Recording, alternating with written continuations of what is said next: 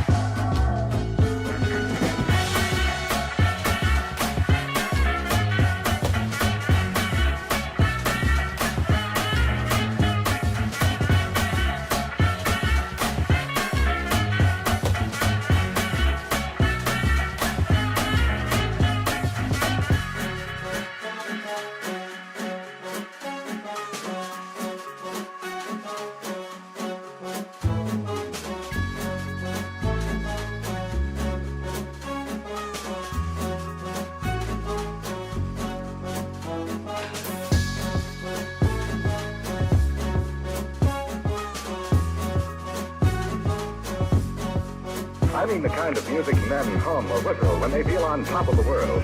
And gentlemen, one of the many things that give you that tip-top feeling is the pleasure of being well-dressed.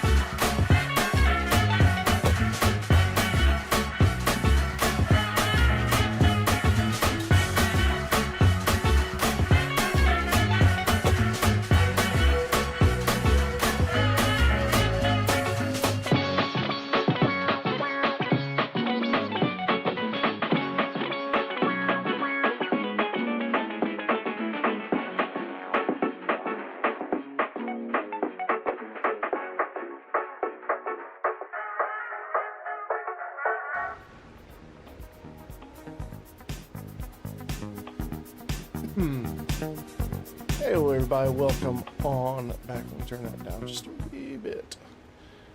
There we go. Okay, welcome on back everybody. Happy to have you here.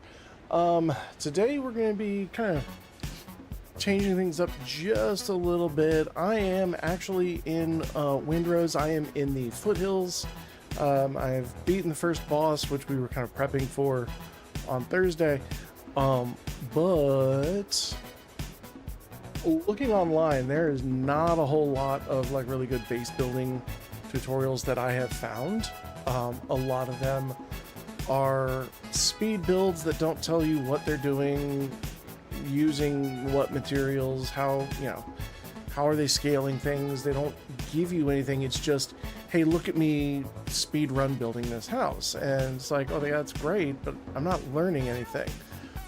The other thing is that I'd see base building tutorials and it's like, all right, here's the perfect starter base. Let's not use any starter materials. It's like, okay, that's odd. There's a lot of stuff that it's stuff that you have to get from Tortuga. Building plans you got to get from Tortuga. And, you know, starter base, like, don't start in Tortuga. They start on, like, the first couple of islands. So, I also run into a lot of comments on, people asking, you know, where do I get gunpowder? How do I do the thing? And so in my 5+1 more tips on how to become a better pirate sooner, I talked a little bit about where to build your base. That's where I'm going to be building this base. I've actually disassembled my entire base on this island just so that I can rebuild it in a way that I like it a little bit more. I am building another one. I'm in the process of building another one in the second biome, but I do want to rebuild this first one in such a way that it will be useful, be helpful, yeah, give people maybe something to shoot for with the actual starter materials. Because there are some people who just haven't gotten that far in the game yet, and you know what? This is for them. This is for them. Also, the U2's plushie that I ended up buying in the end of summer of last year finally arrived. So I now have a plushie servo skull, and he's got the little bendy mechadendrites, so he can sit on my shoulder. It's like the weirdest parrot, but yeah, as soon as I saw that it was from when Space Marine 2 came out,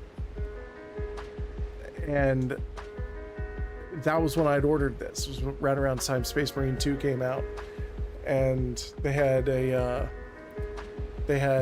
Titus, they had the chaplain, which I'm just gonna say they had Leandros. If you haven't played Space Marine 2 right now, like, it's not a spoiler anymore. And it's like, okay, yeah, Leandros looks really cool in Space Marine 2. Who's buying Leandros? Who is that for? No one wants Leandros. And but they had a plushie servo skull. I'm like, oh, I gotta get the plushie servo skull. And supposed to get him like in the end of fall. Excuse me. And he just now arrived, so craziness. But we're gonna go ahead and shift on over. You got the sun rising, and so here we are at our camp. Now, this is, if we look at, if we watch our game crash,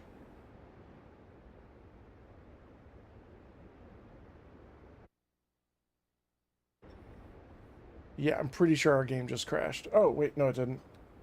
I had the UI turned off. Derp, derp, derp, derp. So in the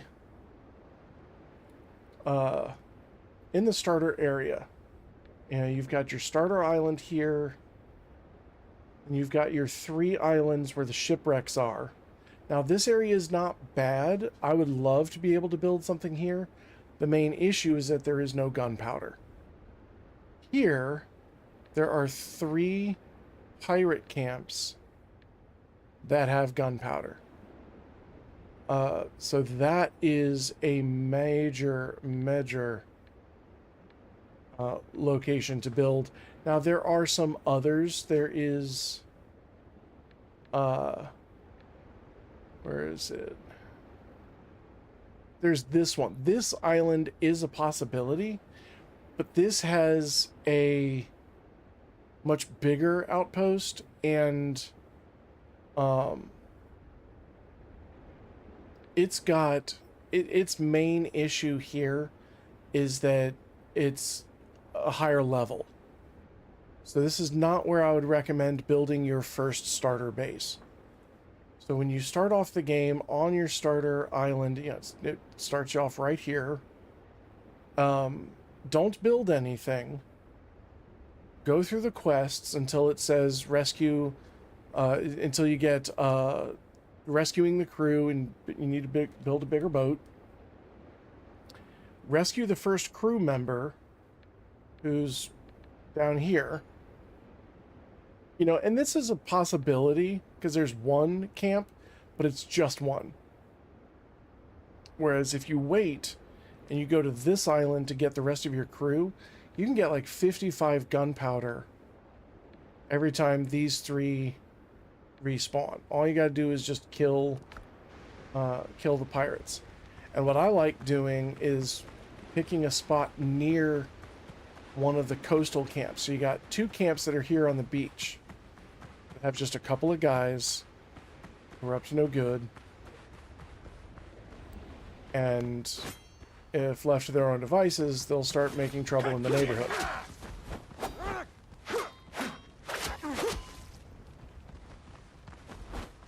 And so once you take care of them,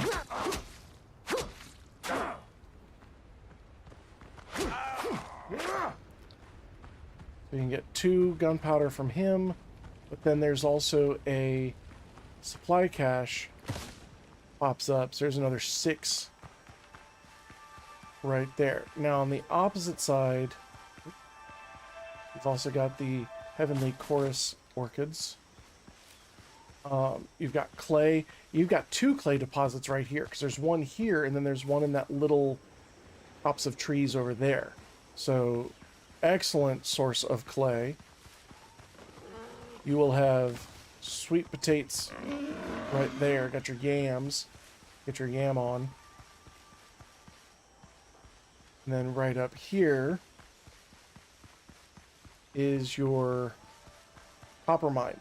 So you're not particularly far from the copper mine. Like, you can see it more or less from the beach, from the camp. But if you keep going past the copper mine, there is on the other side of this hill a second camp. There's a second Blackbeard camp. This one has more people, and so I hesitate to recommend building next to this one. Oh shit, I'm gonna die here, and I'm gonna feel so dumb.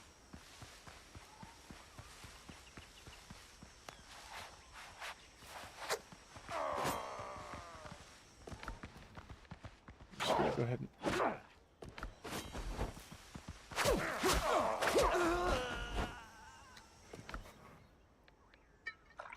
Man, if I get killed right here, I'm gonna be upset.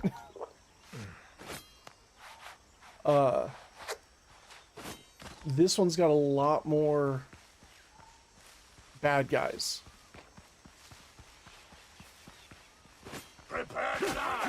But it also has, you know, it's got access to a fairly large flat area right here. It does not have much of an inlet or a cove or anything, so if you wanted, if you weren't looking to put in a cove, you certainly don't have to. While this does have more people, it... Okay, there it is. Because it has more people, it has, you know, a bit more of a challenge. The other nice thing about building up on this island is, while it gives you a primary source of gunpowder, it will also give you a ton of insignias. And so if you are looking to get... Here's a clay pit near this build location. It gives you a lot of good insignia sources. So if you're looking to increase your standing with the different factions in the game, this island is also really good for that.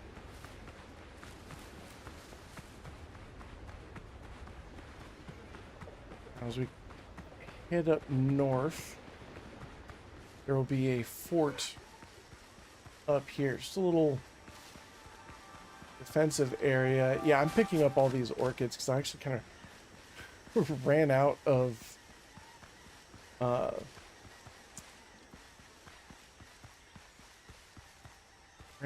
health potions a while back. Now this wouldn't be a bad area to build. It's not directly next to the easy camps, but you do have the smuggler's cache right here. This is the Blackbeard camp that is just north. Now this is the hardest one on the island. It just has the most people, and you're sitting there galloping through the woods, trying not to hit a tree while you run away. So that's sulfur. It is sulfur. That's the thing. This island actually has resources to make gunpowder, but if you don't have the iron pickaxe yet, you won't have the ability to make it. But once you get that, once you access the foothills, you can make your own gunpowder from this island, and this is a perfectly reasonable location. And so we're going to go about building a base and go into how to expand the base once you grow past the first biome and into the second. Because you don't, nothing says you got to pick up and move. I did simply because I was looking for just a slightly more convenient source of iron and hardwood. But you can treat that as like a logging and a mining outpost and still keep your main base here. Hey, sailor.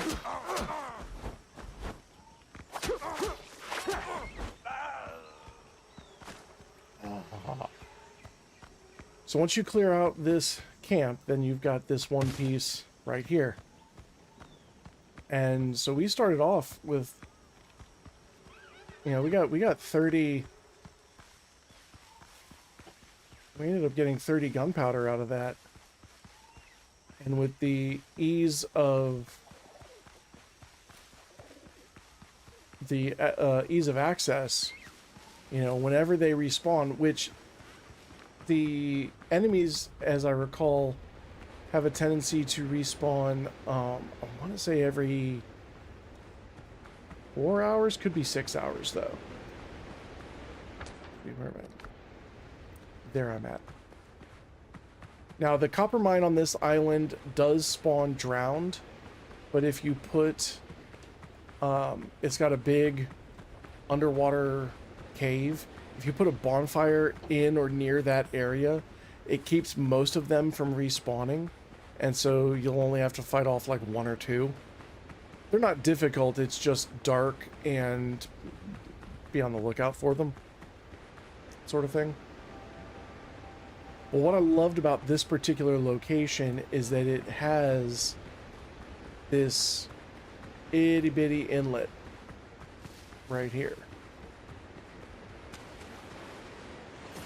And it's not quite enough to get the catch through, but you can absolutely bring the dinghy. The dinghy fits through that just fine. So what I will do is figure out where I want the center of the base to be, and then I will put down a 2x2 set of stone foundations right there, and then build the bonfire up on top of it. You see my build goes down, my build limit goes down into the water there, and it will extend into the water over here as well, and that's going to be important for when we build our dock. So in building this, now what we're going to do is hold down left click, and we are going to drag. A lot of people don't realize you can do this. Now it gets a little unwieldy with the stone blocks.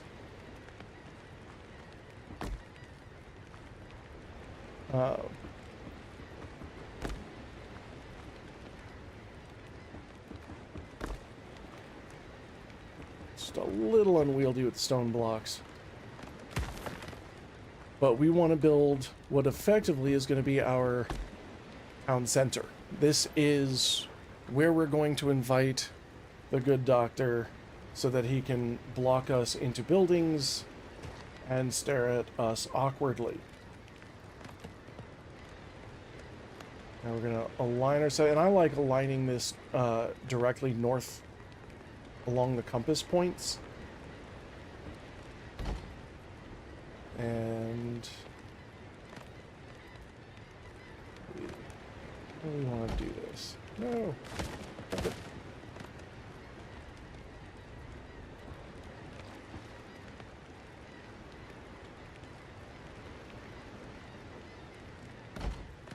Kind of want to do, yeah, we're going to do this. We're going to split this down the middle like that.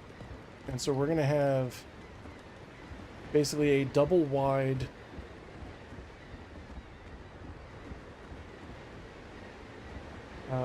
going out that way. And now we're going to take, one of the things about building on the coast is that the sand is not even. So this will eventually get to be so high up that you can't really climb on top of it. And it doesn't make for the most interesting of roads, or most interesting of towns if everything's the same level. So what we're going to do is actually take a couple of stairs. So we're going to take, yeah, we'll take the gentle 26-degree slopes. What we're also going to do is hit the L key to change our rotation to 90 degrees. So that'll keep us on the direct north-south thing.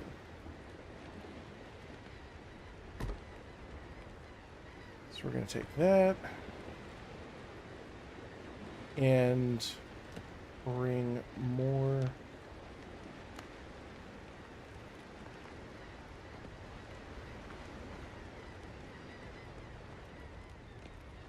Down that, well, you know,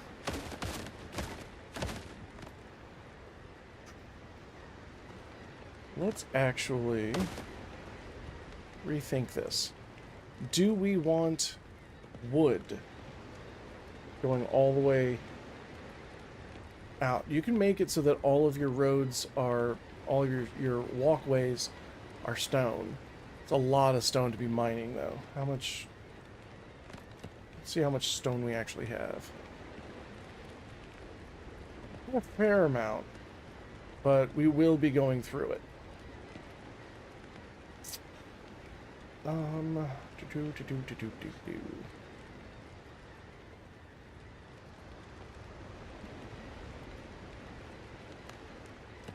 know what? Yeah, we're gonna go ahead and make this. So what we're gonna do is we're gonna use these piers as the measuring. So this is gonna be our default measuring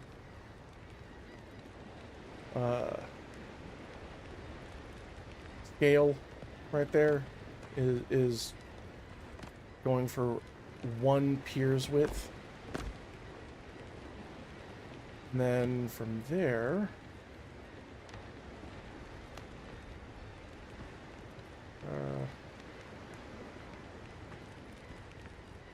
no, did you not?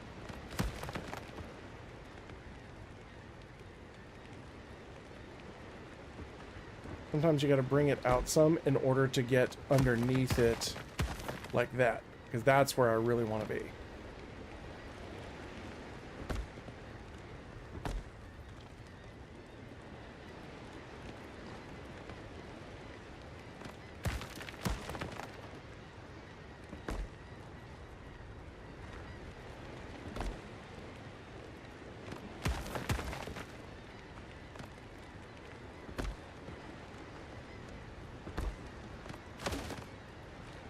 Bring this out.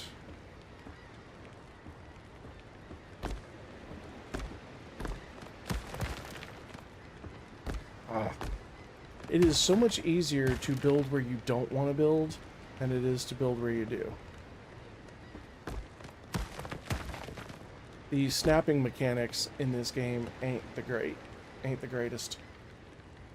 So you're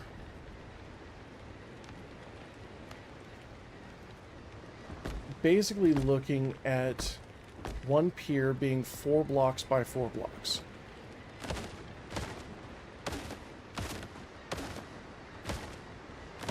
And that is going to be kind of how we approach everything. So there's floors and walls. Wish there's a way to look at something and mouse click or something and use that to select an already selected block. We're going to bring that out.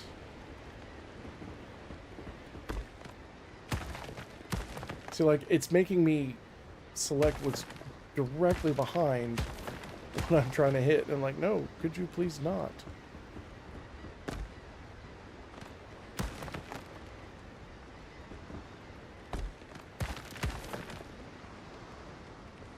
It's a little unruly.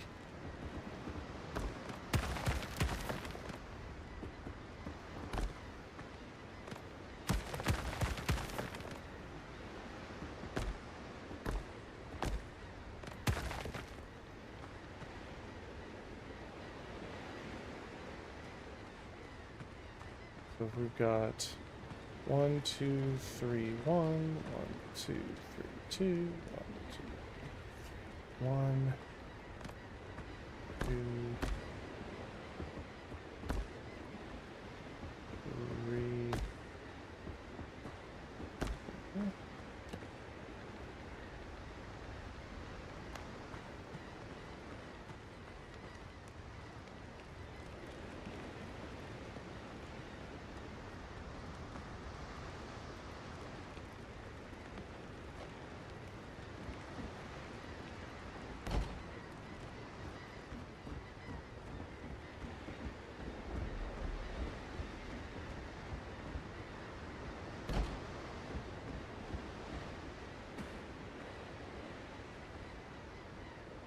So we are getting there. Let's see. We need...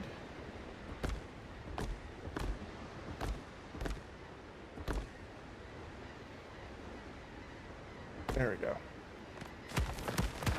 Because now we need to actually come down. Once you start getting off the ground, everything starts looking a bit weird.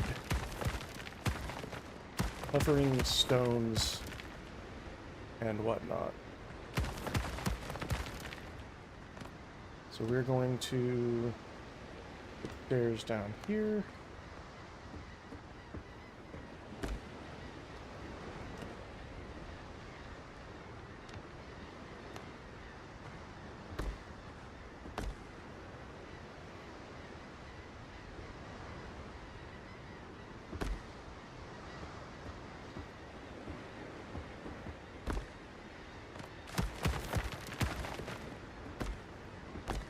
And it's good to remind yourself the game's in early access, so a lot of the features are going to be kind of wonky. And who knows, some of these may even just disappear entirely. And then we'll have to make more content in order to stay relevant. Oh no. That's terrible. How could they do it to us?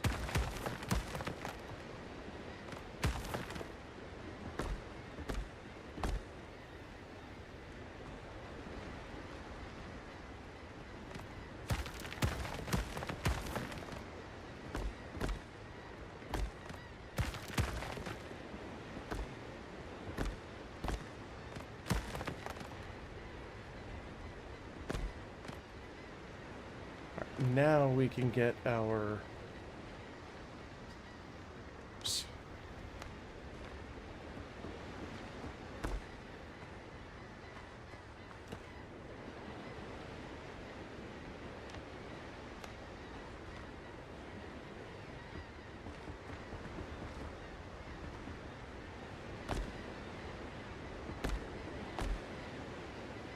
And we're going to take it out to right about there.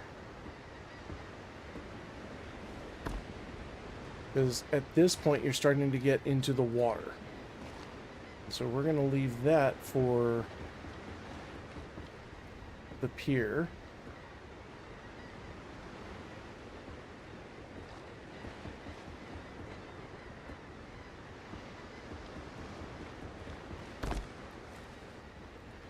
You can see we got our main, everything here. Now we can get rid of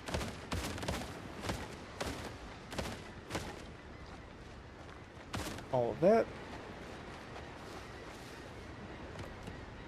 Switch out to wood.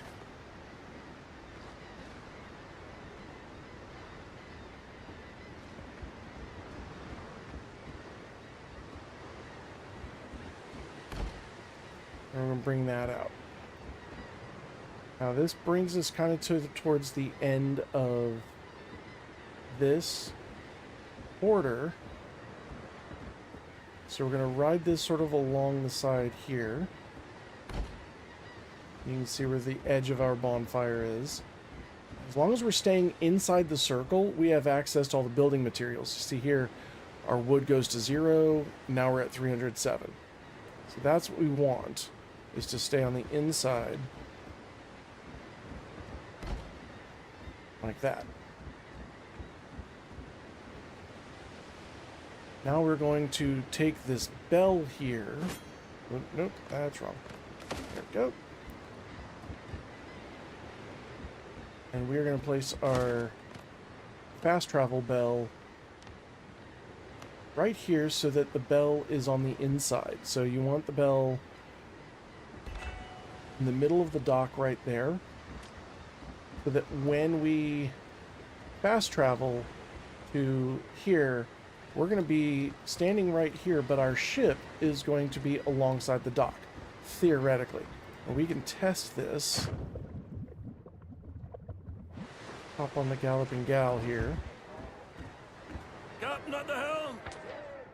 And we can test the fast travel. And there it is. It brings us up alongside.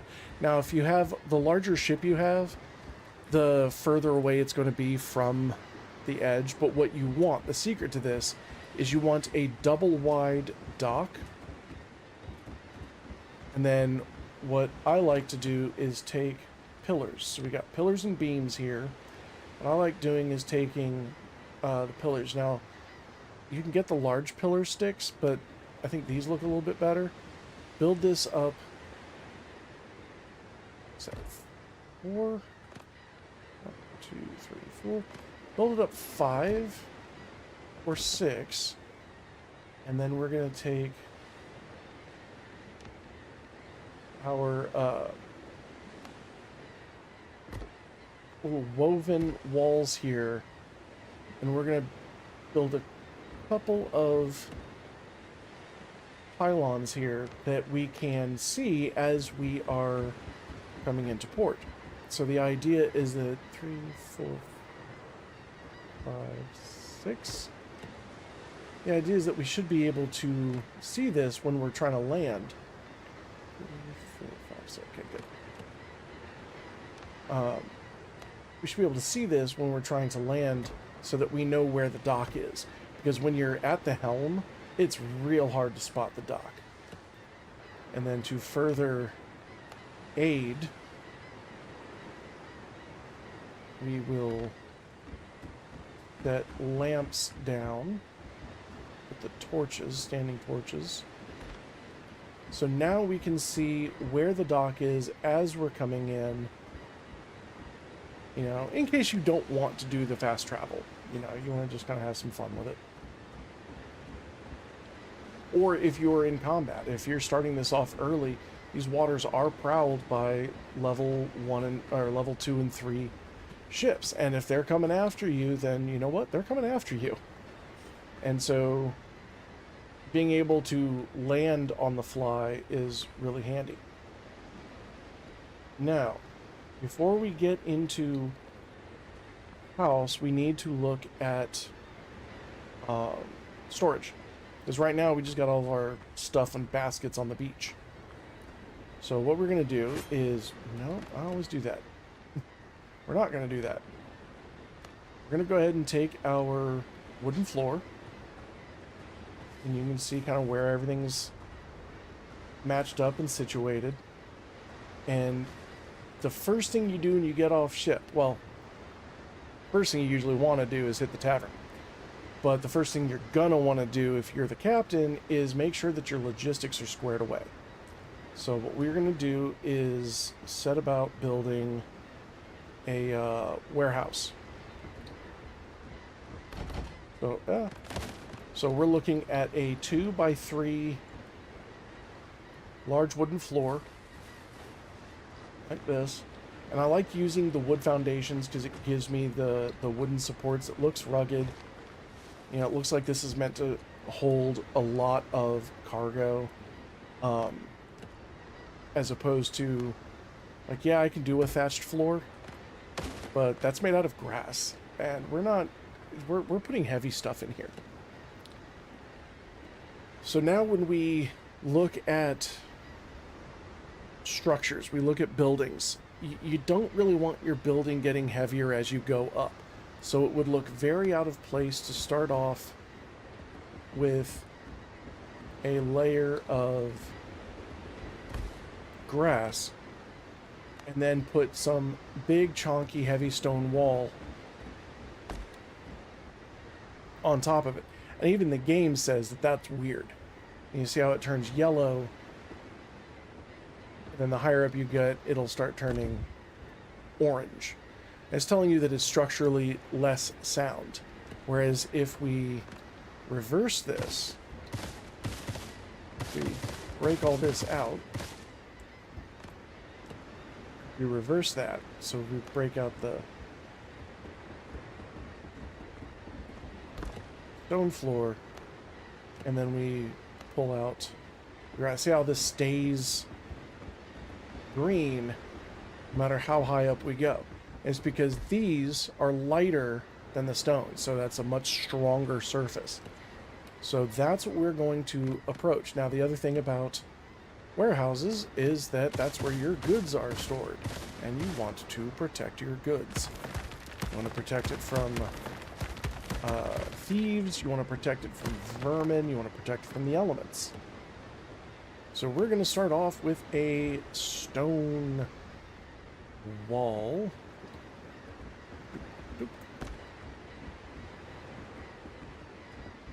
On this rock we shall build our house of wares.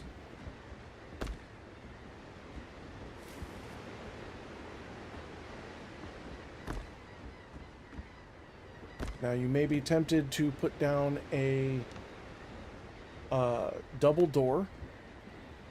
Until you get gables, you cannot center this bad boy and have it snap into place. So if you hit P, you can turn snapping off, and that will allow you to center it by sight.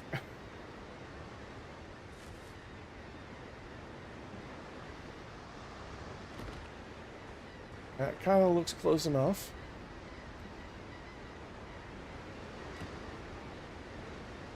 And from here we can go ahead and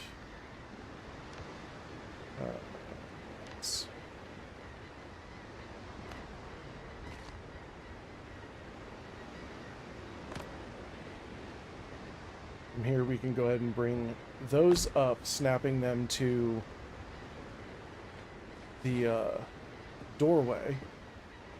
And I would actually go ahead and just bring them all the way up like that. One of the nice things about the stone wall is that it blends in well enough that you wouldn't know that this is snapped that one and these are snapped to an off-centered, slightly off-centered door that's not actually connected.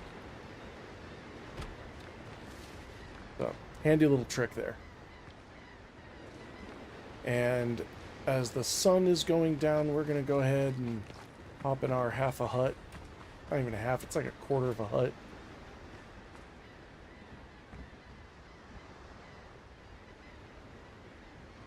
There's one of the ships that's just, it prowls, and it actually gives the area some life, because it, you know, there's stuff sailing around, there's movement, there's happenings afoot. So laying down once gets the sun to set, laying down again passes through the night. So you can actually skip an entire day, you just have to get up and lay down, get up and lay down.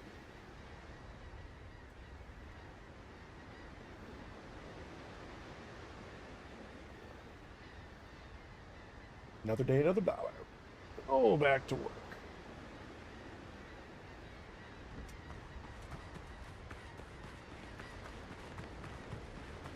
So like right there, everything's hovering and it looks weird. Now we are, no, at least I'm consistent, you know? What I'm going to do is I'm actually going to go ahead and get rid of that. And we are going to come down and up. I'm going to come up one more. And the reason for that is, I want to put a window in. But I want the roof line, I want the top of the wall here to match all the way across. And that's going to be tricky to do.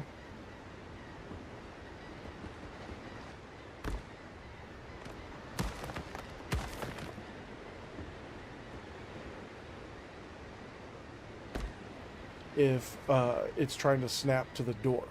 So the door is now completely enclosed with these off-center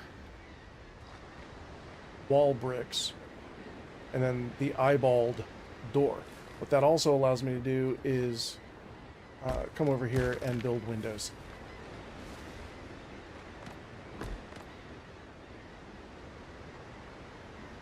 So we are going to take advantage of that now. I'm tempted. Yeah, I think I am going to do that. So we're going to go ahead and put our windows in. And starting off, you've got access to the narrow window and the oval window. We're going to take the narrow. We're going to put it leaves out. Just like that. And that'll give us a little bit of natural light on the inside. Then everything else, we're going to go ahead and take... I'm not as big a fan of these for my build, of this light one for my building. But it's good for keeping the warehouse kind of a different color from my regular house.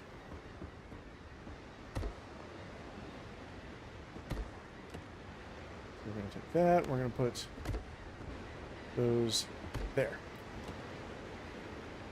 So now we've got our walls built up in a way that is structurally sound. We're going to go ahead and rock some roofs. Now starting off, you've got... It doesn't take long for you to get the second angle of flats. You just basically want to make sure that you are exploring all three of these islands. You know, set down here, rescue your crew, come over here, get your catch, get your ship. Definitely hit the 3 Buccaneer camps. You want to explore the Buccaneer camps. And it's not the worst idea to put a fast travel bell right there. In fact, I may go ahead and do that. And another one over here so that, you know, you're going to be going through copper. And if you're only using one mine and then are waiting for the copper to respawn, you're going to have a long, long wait ahead of you. So it's not the worst idea to... maybe use a couple of your fast travel bells, certainly in the beginning of the game. to do that. Now, what we're going to do is we're going to go ahead and hit the V key to raise our vision. And we're going to... Come on. We're going to try to snap this bad boy. You know what? Fine. I'm gonna uncosmic your brownie.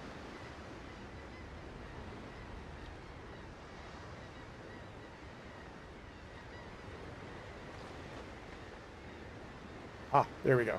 So if we put it here, that'll give us that little bit of overhang on the side that is what I'm looking for on each side.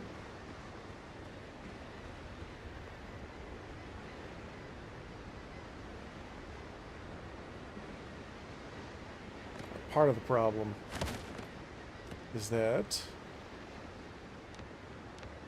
our if your walls are double wide, if they're the 2x2, then your roofs will only snap to the edges of it. No. But if you are here, see, because it'll snap, because I made those singles, it'll snap. It'll snap right there, which will allow me to drag across. And then once one of them's locked in place, the rest of them will follow suit. Now, we have an option to make this interesting by either going up. Now that changes the roof line on it, and looks cool, looks tall. Or we can take the thatched flooring and smooth it out. So we've got a couple of options. I think actually we might be able to even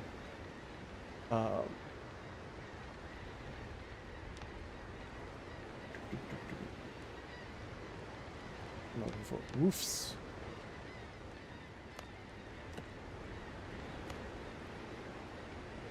We could leave it at this same...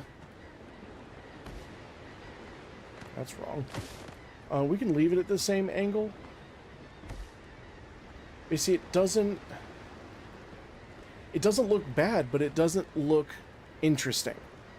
And a lot of what makes town design, building design, so attractive is that they're just subtle changes. It's like when you first, everybody's first Minecraft house was like a dirt cube with stairs that went right up to the edge. And then the more you learn how to detail the exterior and interior walls to kind of break up these lines and these textures, like this is a repeated texture all the way across. And so we want to make these walls and the roof line look as kind of interesting as we can. So I think we're going to go ahead and, yeah, I think we're going to go ahead and make that a higher roof line.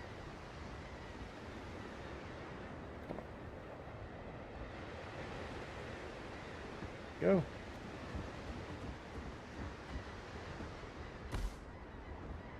Yeah. Yeah, I like that. So we're going to take that, and now we've got these big gaps. Now we've got these big gaps that we can fill in. So we're going to go ahead and take these 26 degrees and 45 degrees. We're going to take these. Boop. We can take that and make them match this. I don't think you get these quite, so you might get these at the same time. Now what we can also do is, because this is, you know, significantly higher off the ground, we can increase the interestingness the interrestitude. Take that out. And again, we're encountering the same issue that we had before, where the walls, because they didn't have the seams, the walls would not line up. Or the features wouldn't line up and snap. You see now, that goes up and it snaps perfectly. It's beautiful. So we're going to do the same thing over here. We're going to take out this center.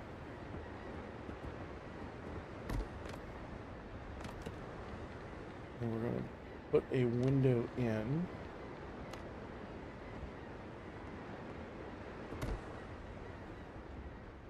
Yeah. And now we just fill in the rest of the wall around it. So we've got quarters. We've got 45s up here.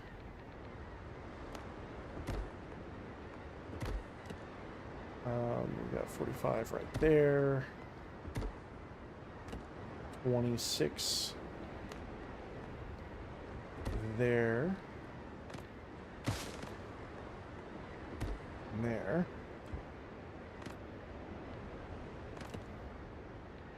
And then once again,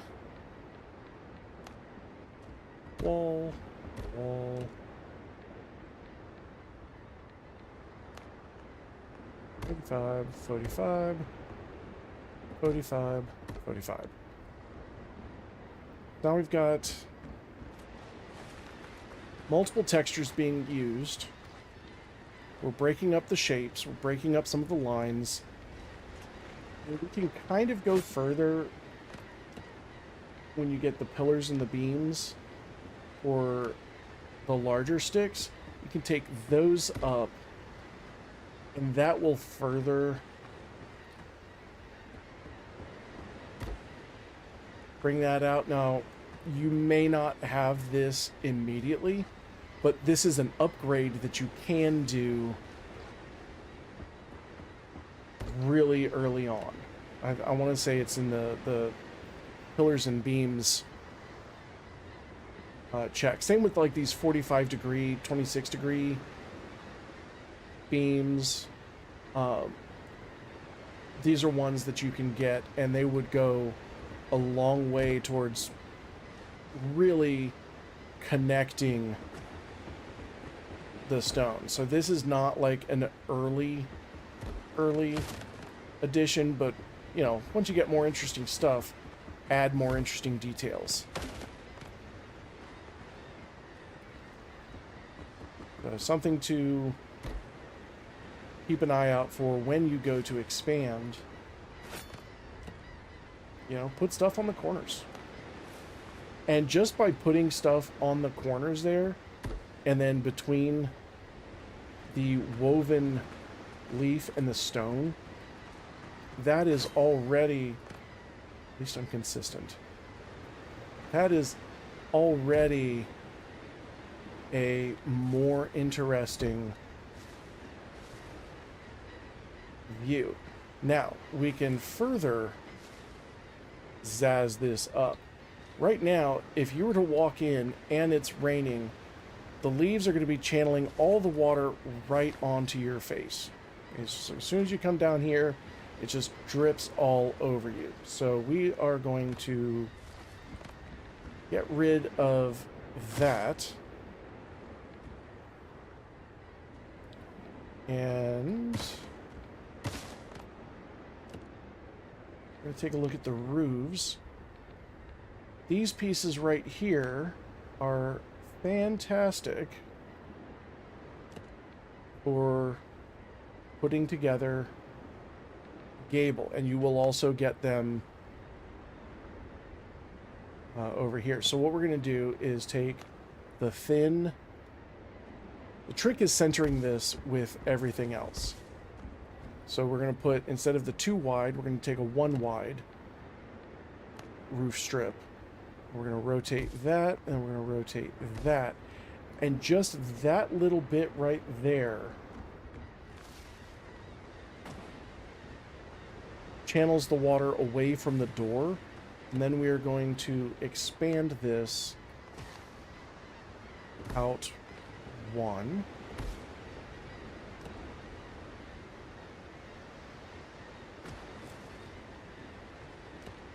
And we're going to take the thin stick pillar.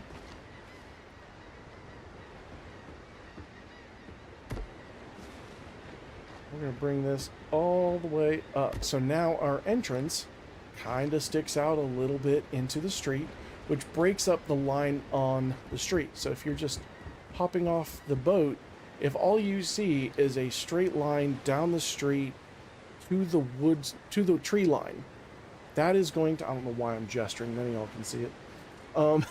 That is not interesting. That's just a boring look. So you want bits of buildings kind of sticking out just a little bit to break up that line. And then we can take our walls and fill in this right here. Now, midway through the game, unfortunately, I think it happens entirely too late. It starts giving you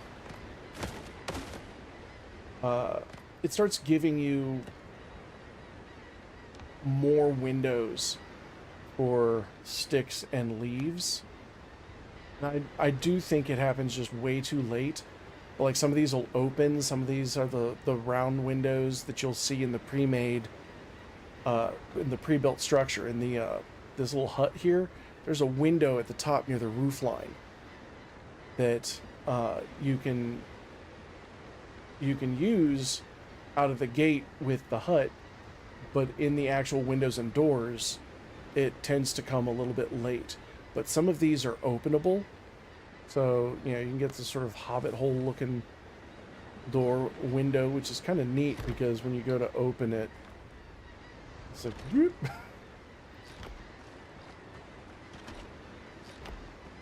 And if you build it on the wrong side, it smacks you in the face. So, I wish you could get those a little bit sooner. You know, it is what it is. It's early access. Remind yourself, it's early access. Everything will be okay. It's early access. Alright, so now we've got a structure. Now you can use this, honestly, you can use the same design, all of the principles here, and build your house. And you'd have a nice little... This is a cute little house. Except... we're going to use this for our wares. Now, as I come in off the boat, if I'm going this way, it's easiest for me to deposit all of my resources over here. So what we're going to do is look at where these walls fit. Let me figure out the piece that I want. So what I want is a 2x2 kind of square. Then I will block those out. So now I've got 4 sections there. And we are going to build that up like that. These are going to be where all of our resources end up getting plopped down, so we can just run right across and deposit everything. But we need to kind of make this interesting. Everything's got to be made interesting. So we are going to take stuff that we have access to easily in the beginning. We've got the storage bales, we've got the storage sacks, because those just take fabric and rope, which is all made from the plant fibers. We've got storage baskets. These fit in here wonderfully, but you don't just want like boom, boom, keeping everything symmetrical. make it look like somebody just kind of tossed it in there. So we hit L so that our rotation is at 15 degrees. And then for this one, we're going to put it on the other side. You know, it's like I put it in here. Boom. It goes against the corner because that's two things of wood. I can just shove that right in there. This one's a little harder, you know, to shove against those sticks. You don't want to break them, so you bring it in here. Go boom. Just like that. It's up against the wall. It's fine. Over here, you're swinging it around. So we're going to put that down, and we're going to put that at 15 degrees rotation. And then this one, again, it's a corner. So we're going to run out of resources. And then we're going to fix that. So we're going to set down this. We're going to get 20 of that, 20 of that.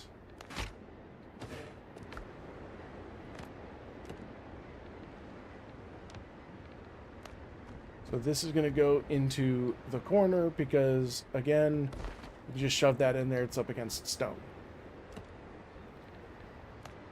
Now, let's take a bag. Bag's a little softer. Don't want to just throw it in there. Oh, we're going to make a lot of this.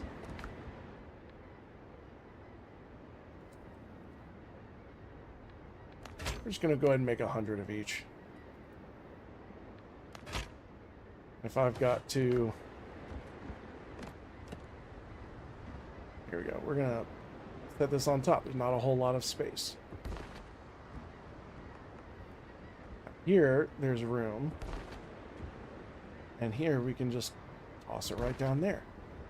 So now you're starting to kind of break up the lines. You're adding some interest. All the same materials. We're just kind of shuffling them around. Now, we can drop in a couple of baskets. Put a basket there. We can put a basket here. There. You know, and since they could be stacked on top of each... No. There we go. We can put it on top of that bundle. And so now we've got a collection of baskets. Nothing really disappears. All looking different.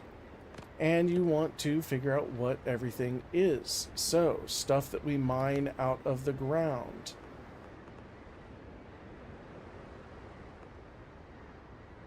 Let's put this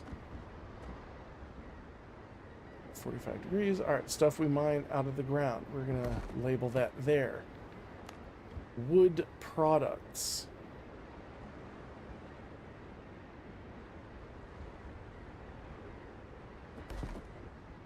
Go. Textiles. So, stuff like rough cloths, plant fibers, all that'll go here.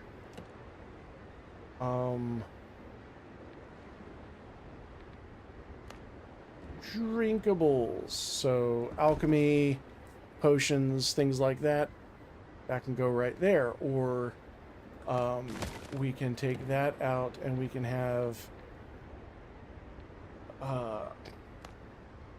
you know, food, or we can choose to put, you know, plant-based things. You know, have some basic stuff. And we can do all the same over here if we see fit. Now, what I like to do is, if I'm headed out of town, I'm headed out this direction towards my ship, if I'm going anywhere that needs materials to be sold, this is the corner where I put all of the stuff that I sell. So I will have, I like putting them in chests, And since you kind of start off with a wooden chest, we'll put a chest here. This is where I put my money. And then we'll put something here and here. And here and here. Now they do all look the same, but once you get access to other chest types, which won't be too long, you can zazz that up some. Now, what are we gonna do? Okay. My currency goes in this. So pirate insignias, piastres, guineas, all of those go in here. This is my money and reputation. That's my personal piggy bank. The Buccaneers, they like to hunt. So we'll put all of the Buccaneer stuff over there. The people of Tortuga need grain. They are always needing food. The Brethrens of the Coast, represented by the Anchor, because they are the militia of the sea. And then the smugglers love a good trade deal. So that's how I keep it organized. So stuff that goes to the Buccaneers only goes in this chest. Stuff that goes to the people of Tortuga only goes in this chest. And keeping that around, you can do this with baskets, you can do this with, you know, any of the storage. But as long as you understand that the storage chests and barrels and all these things, they all have the same amount of storage capacity. Whereas the storage basket is a little over half of what everything else holds. So it's best to upgrade these. You'll run out of storage quickly. Now, food. I like putting food in barrels, and I really like that barrels can be stacked.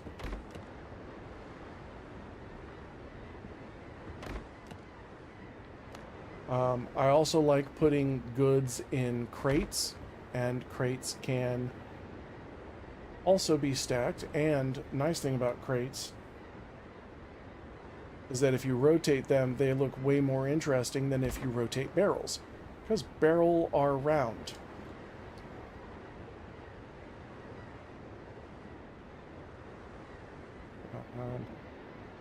There we go. So you can put food over here. Nope.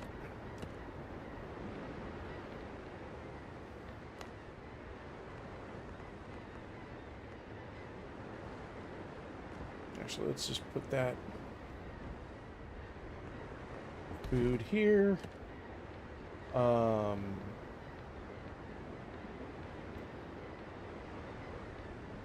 stuff that you fought for. The spoils. You can set that there. So now you're actually starting to build something that is not just a wall of chests in Minecraft, or a wall of barrels in Minecraft, where everything is just cubes as far as the eye can see. You're going to have different things. Now you want to be able to see what the hell's going on. So we're going to set this here so that when you walk in, you can see everything, but it's not so much light that it's, you know, it's not going to glare out through the windows. You're actually not going to see that torch really ever as you run around. You're just going to have that. Now what you can do is put, you know, you can put a torch on the outside of that, but honestly, probably not going to need to. It's going to look pretty solid. Now as you start collecting stuff, one of the things to watch out for is the access to crates is kind of twitchy in the same way that snapping is for building blocks. So if you've got like a bed in here, one of the things that's really doable is until you build your actual main house, drop a bed in here. But if you're too close to one or the other, like we're standing right here, if I want to get to this bed, I'm actually going to just set my retrieval point. So something to watch out for. The bed, you know, it's not what is your cursor on. It's kind of like, what are you standing near? It's almost as if the cursor is drawing a line through the hitbox of the bed trying to get to the crate, and so it just says, oh, obviously you're looking at the bed. I'm like, no, I'm not. I'm looking over here.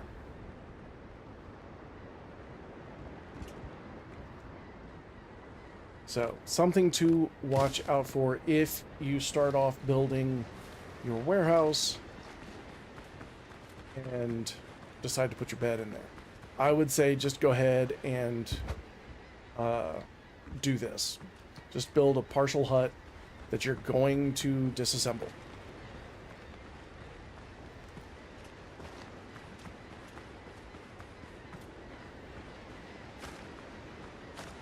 Pick up some clay that I from when I disassembled my previous base. Dropped a bunch of stuff. Watching my old base just explode was wild.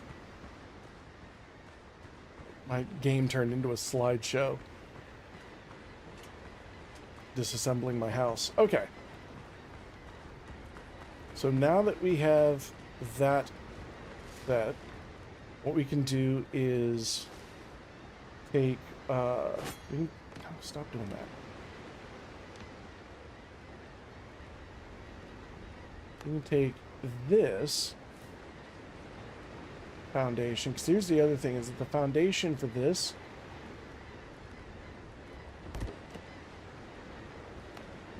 is not the same size. So you want to kind of be aware. You've got the stone blocks, which are 1 by 1. You've got the foundation of sticks, which is 2 by 2, and then you've got the pier foundation, which is 4 by 4. So whatever it is that you're kind of using as your scale, kind of be mindful that the more you mix up floor sizes, the more math you're going to end up doing to get the scales to work out properly. What we can do, let's take this, and we are going to go ahead and build out, since this is going to be sort of a side street deal. We'll bring this all the way out to there. And now from here, we can either build the pre-made huts. You know, you can go with the pre-built huts. They're not bad. I feel like there's a lot of wasted kind of everything for their size. And so we're going to, from here, bring this out.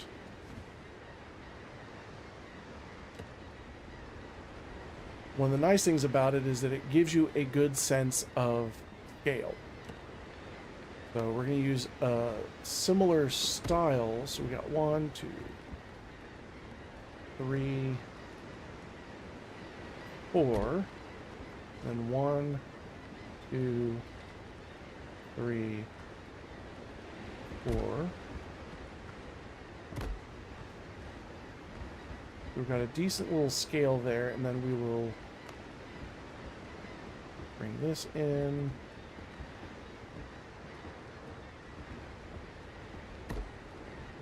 Thusly.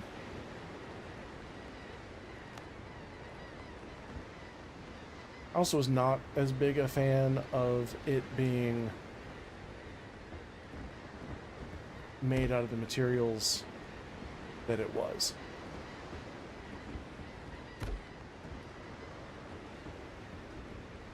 Because this is just going to be like a tiny little shop. It's not storing like huge, heavy things. We don't need to make it super duper bonkers huge. Put basic door and floor. There we go.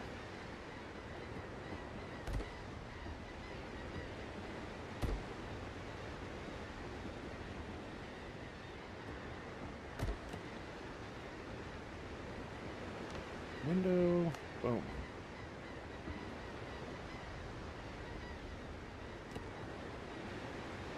And let's go ahead and do that as well.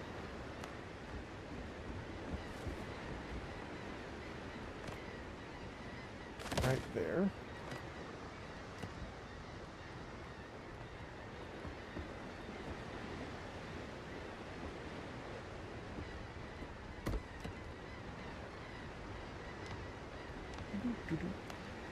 Put one here. Everything else can be wall.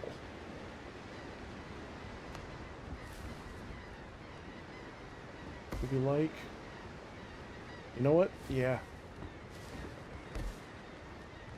We like that. So we're going to change.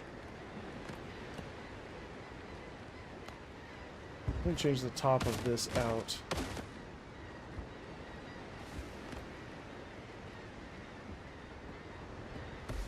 That.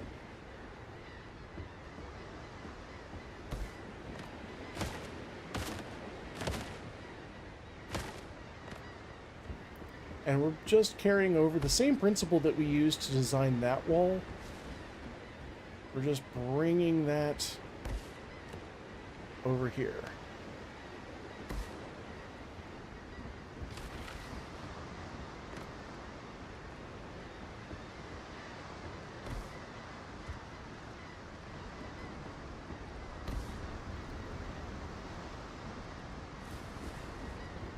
Now, by having this as 4 across instead of 3 across, the pre-built one is 3 across, but by having this 4 across, it gives us a little extra kind of workspace over here.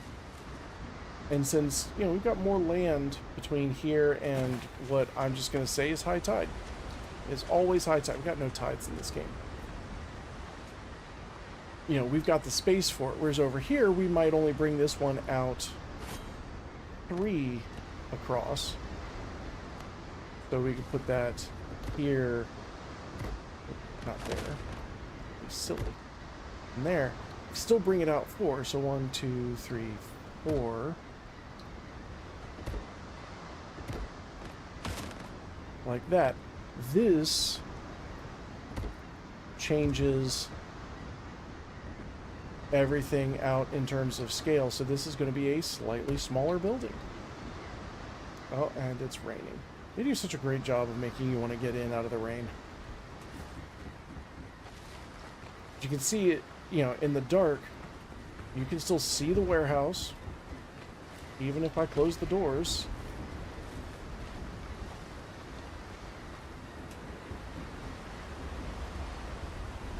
You can kind of spot it as you go by. So it is an obvious thing. Now, if we were to maybe put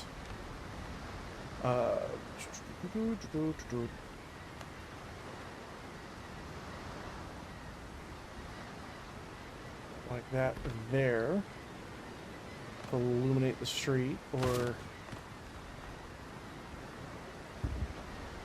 here to illuminate the door.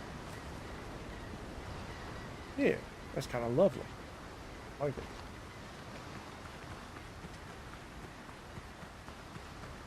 They even did such a great job of delineating the dry from the dry terrain from the wet terrain. So it's really obvious where the roof is and where it isn't.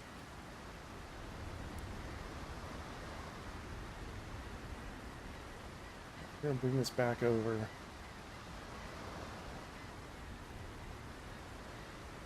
And with the whole yeah, sabenya, baby, zibaba.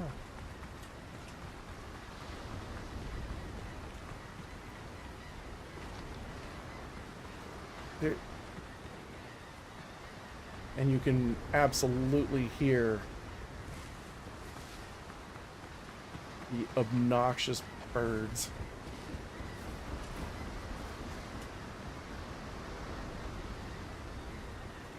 Okay, let's see. We've got roofery.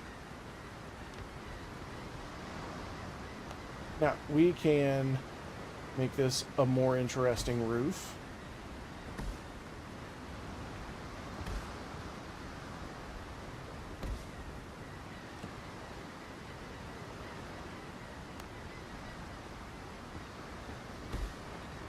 And we don't even know what this is going to be yet. Although something like this, I would probably say should be the workshop. And the only reason I say that is because it's larger. There's going to be you know, when you walk in, you're going to have the workstation, but then you're also going to have like the sawhorse, which you don't have to put in here, as long as it's just somewhere on the property. But this wouldn't be a bad place for you to put your workbench, and maybe the weaponsmith, or you can put the weapon and the armor in here. Both of those would be perfectly good. What are we looking at?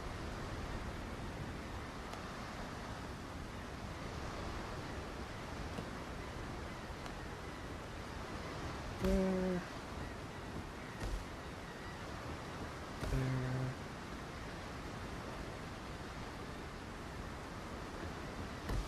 There.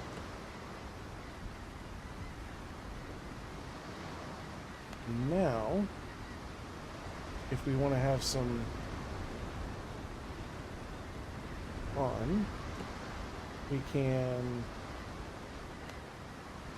set this up here, and then change out to the gable. Not the gable, the corner piece. But I can't see what the hell I'm doing. One of the other things that's, you know, there's no shame in doing is just putting down a ramp.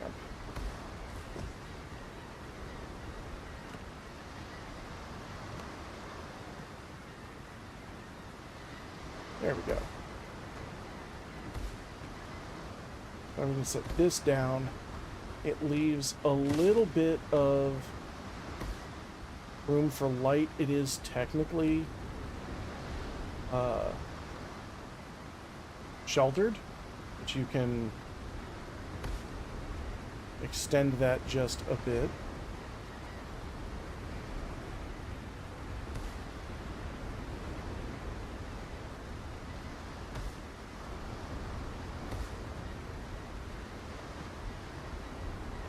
Actually, perfect.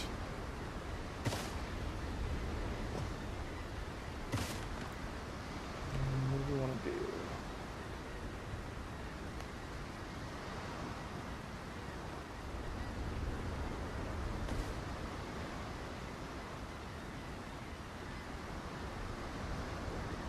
Now that's going to cup water. We don't want to do that.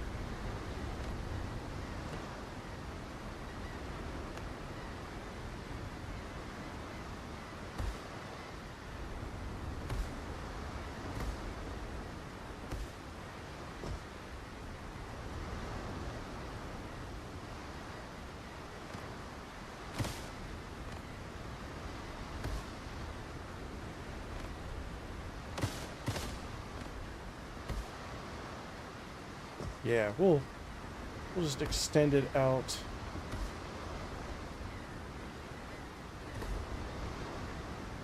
By one. Now we got a little bit of a cupola here. It still protects from the rain. as evidenced by being inside and we're not getting wet.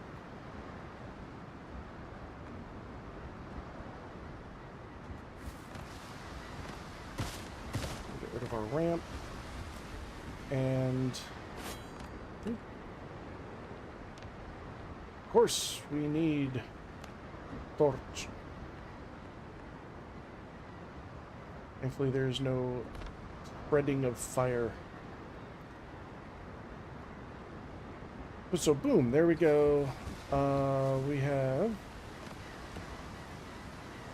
crafting and utilities. Let's drop this in here.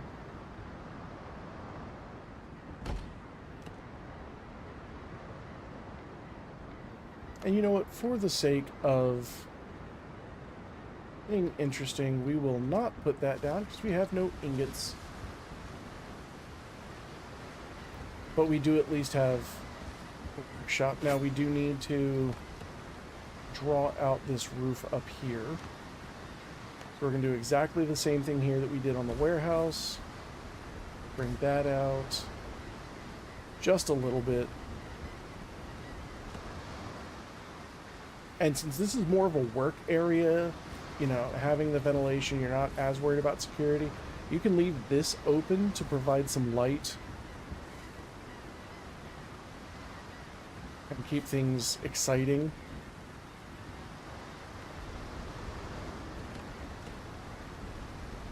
Now we can take this door,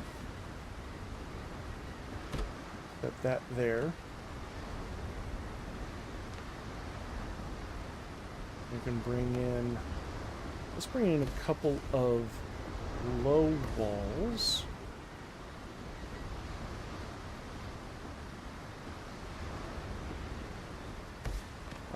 No, that's too much. We're going to change this style up some. So we're going to do a grass base all around the bottom.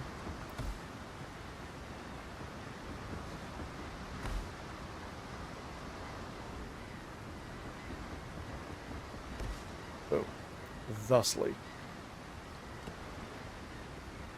I'll take our windows and doors. And the thing about windows and doors is that they take a ton of resources. Yeah, it's like 2 fibers for the same to cover up the same space as 10 fibers for that window.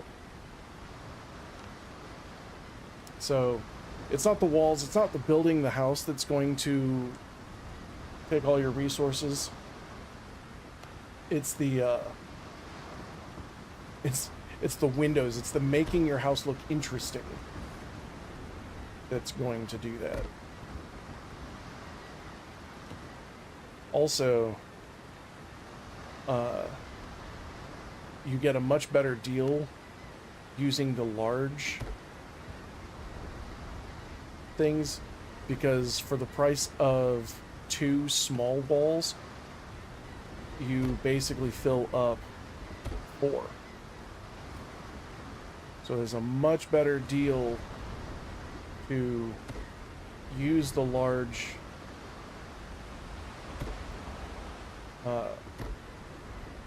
words are hard.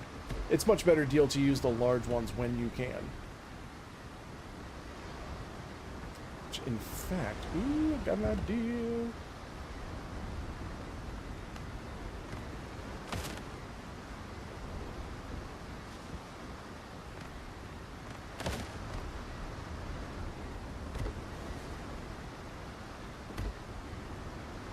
I got an idea.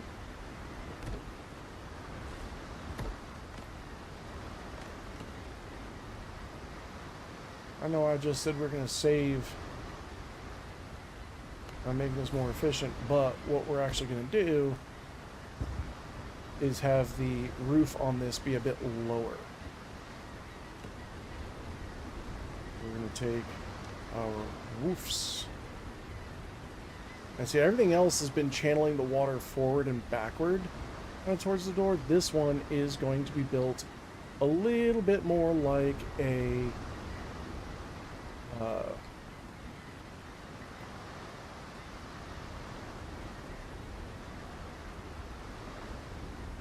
Words are being hard again. This is going to be built a little bit more like an A-frame.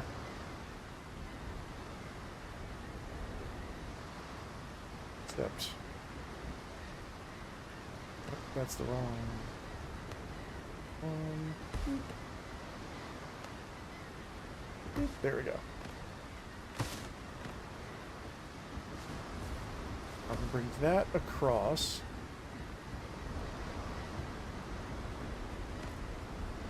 And I'm going to change this. I'm going to change this style out as well. Come on.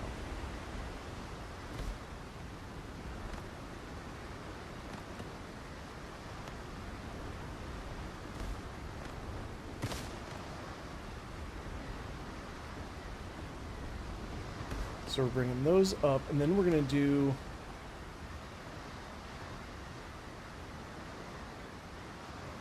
Oh, you know what? Well, we could do the thing. So I was thinking about rounding that top over, but I kind of like the idea of an asymmetrical roof. Accidental roof interests.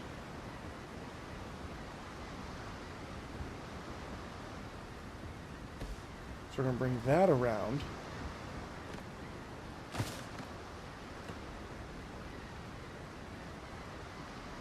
And then we will take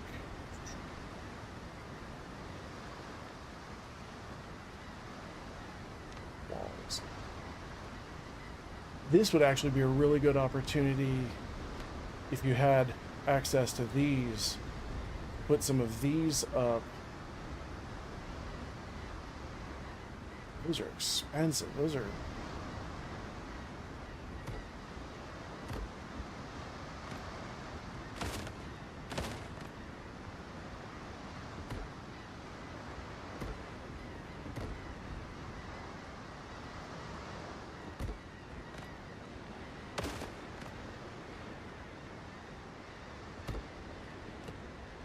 something to work towards. What you could just do is use pillars and use these. Use the stick pillars, which are nice and cheap at one.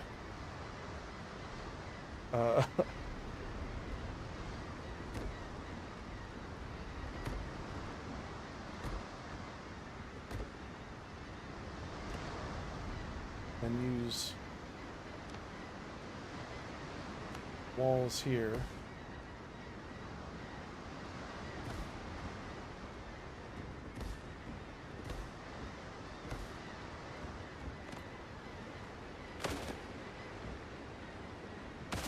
Also, you could just... Yeah, you could seriously just... Yeah, we'll do the pillars. My brain's not fully engaging here, so we're going to take that out. And we're going to put this wall in. That's what that's what I was thinking of this whole time. Except that doesn't want to go. So we're kind of running into the same issue that we had with the walls, is that pillars will only snap to edges. So you just... Yeah, and now it works. So now we've got this groovy looking roof. It gets, you know, gets the sun... Doesn't really get the sun in it because it's not facing east or west. It's the southern facing set of roofs, which is good for ventilation without, you know, blinding the crap out of yourself unless you're standing like right here. Immediate timing of the sun. One of the things I've noticed, for a star, the sun has incredible comedic timing. Do we want to put that as leaves?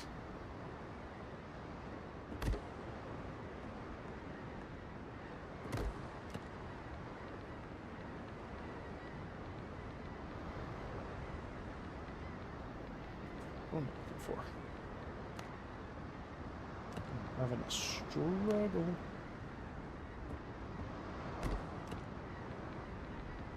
-26-degree.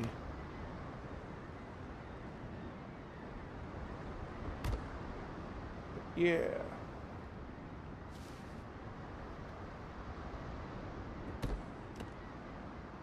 Yeah, I think this is gonna work nicely, except I missed.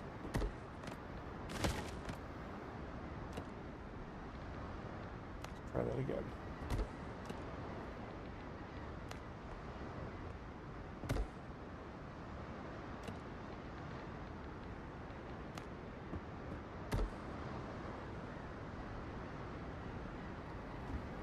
Yeah, I like that. It's actually kind of shocking. I'm doing a better job on this for you guys than I ever did for myself.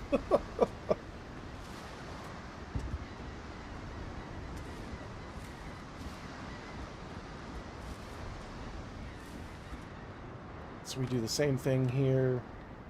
One torch. Now be careful with the number of torches that you put in. After a while, the rendering the fire slows down your game, kind of saps some of your frames, some of your frame rate.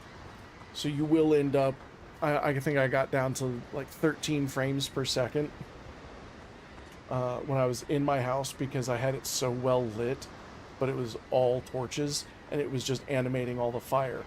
I'm sure that's going to be one of those things that they optimize later, but we just ain't there yet. So now we've got 3 buildings with very different roof styles, very different wall structures. There's room to improve. I'm putting that in air quotes. Each particular build style. But these are going to become your different workstations, different houses for your NPCs, because as you start bringing in workers, they will all be fighting over your bed.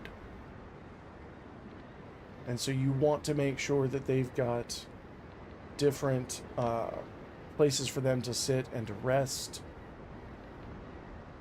So let's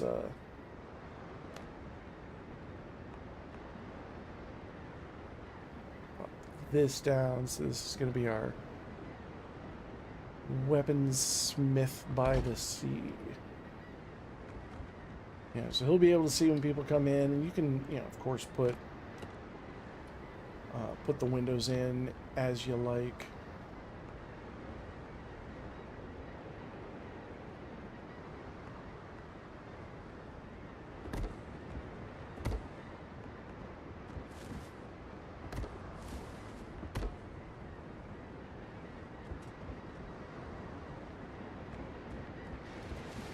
I do kind of wish doors and, you had a... What I'd like to see something is like an auto-close feature, where you can either lock a door so that you have to open it or close it, and only you can get through so NPCs can't go pushing in. But then maybe disengage that and make this a swinging door that as you go forward it opens, but once you're through it, it closes. And as you're going out, it will do the same.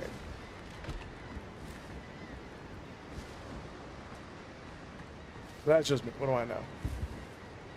And then since we're here, and we've got this lovely little area that's, kind of a dead end. Don't walk into the ocean. You can then stop, put that away.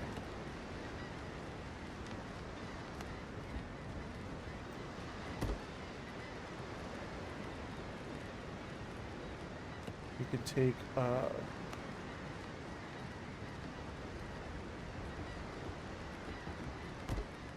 you take these stick bundles and make railings out of them to keep people from doing something goofy, like going whoa sploosh. That's you have to jump over it, and now you got a nice little dark alleyway. But it's not dark because we fixed the problem.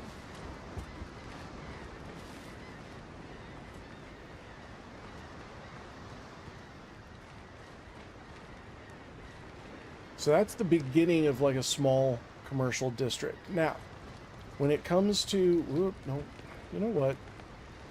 We're gonna protect ourselves. What I actually like with this is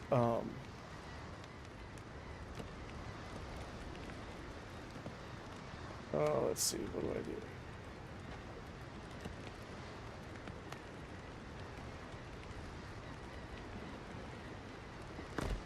We'll do that.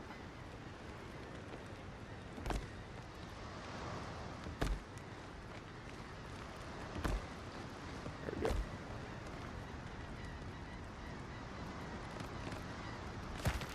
Oh, bugger. I say we try that again. You know what? We'll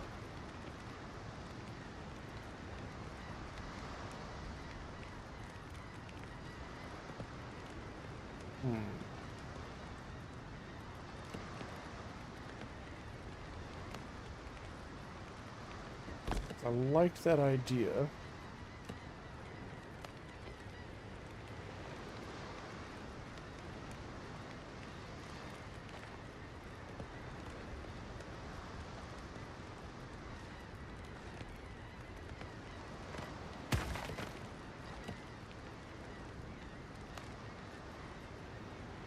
But I don't seem to be particularly clever enough to recreate it.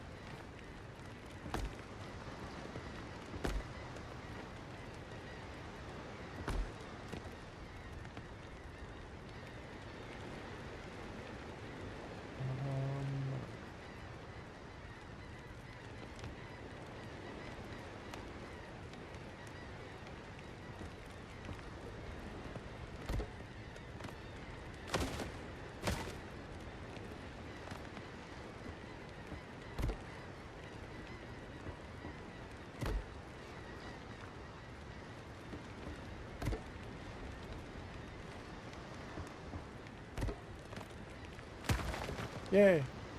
There you go. So these pillars are going to hold all of that in place. And then we can take...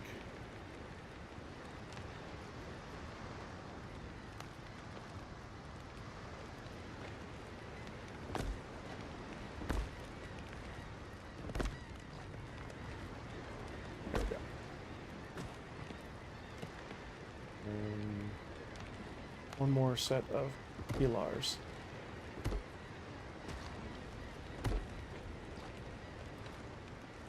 And now it's a hat. Beams. We're gonna pillars and beams. Beams and pillars. And beams. And pillars and beams. Needs more beams, needs more pillars. Everything needs pillars and beams. There we go. That is the center of our town. Such as it is. Oh. Let's see. How are we doing on...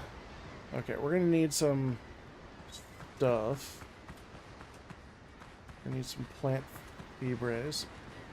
And we're going to need... Where are we on stone?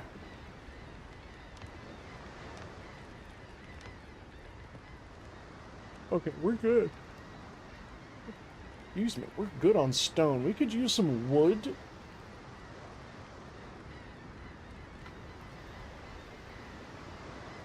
So I think we're going to take a brief interlude here. See what I've got in me buckets. I'm going to take a brief interlude here. And we're going to head back to the foothills. And grab some... Ships under your hand, Captain. We're going to grab some brush. We're going to head back to what is now the main base, which is still very much under construction. See, as I walk in, I've got the tavern here, which is naturally the first place you want to stop. I'm starting to build more or less the same style of shops that we have at the other one. And here is, you can see, it is the same, it is the exact same warehouse that you just run in, hit Q on everything until your pockets are empty. And once your pockets are more or less cleared out, what we're going to do is we're going to grab...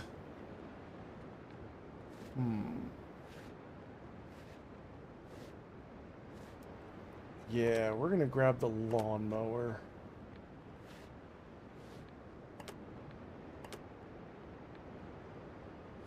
We want to put this. Let's put this there. The Drake's... I love the Drake's double-barrel pistol, but we're here to mow the lawn.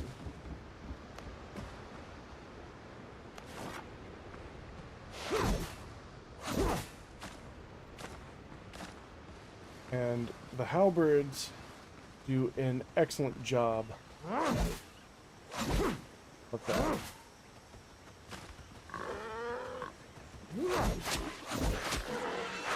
Didn't do a bad job of dealing with any overly curious pigglies either.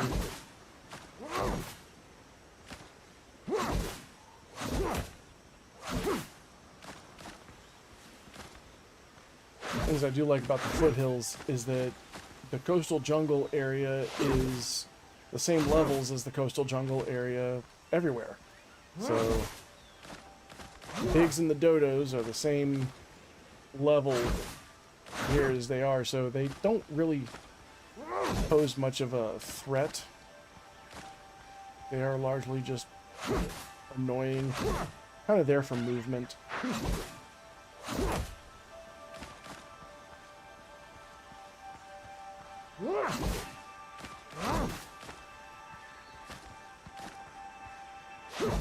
Now, one of the other ways that you can gather a lot of plant fiber quickly is by taking the shovel and then just like booping the ground when you set it to flatten. So you can go here, set it to flatten, and just kind of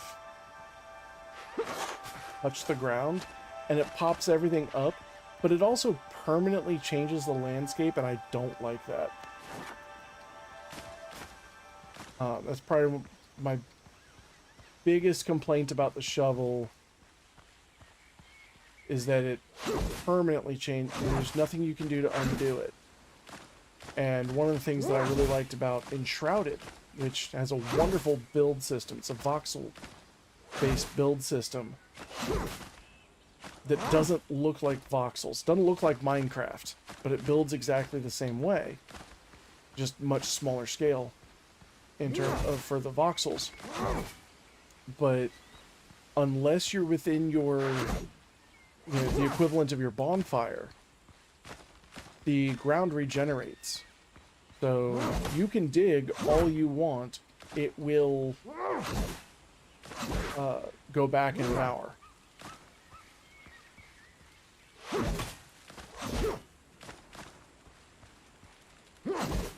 So I kind of wish they had that for this. Now, one of the things I do like about this is that anything that you build outside of your bonfire stays permanent. You know, it's not not particularly limiting Well, it's not particularly limiting in that sense that, you know, you can only build where your bonfire is, or else it's temporary if it allows you to build at all.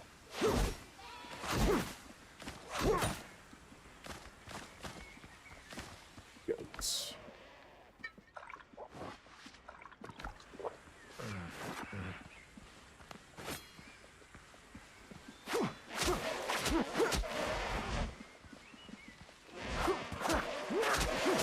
As you go up in level and you get more stamina, you can do a little more swing before you dash and run.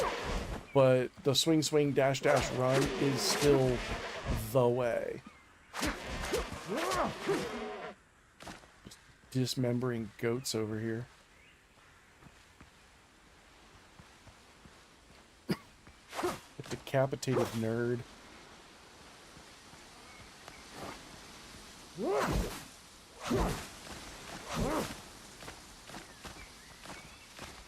See, by going through, one of the nice things about the foothills is by going through this brush, the brush grows back much faster than trees, if trees even grow back at all. That's still a huge question. People are not sure if trees even grow back.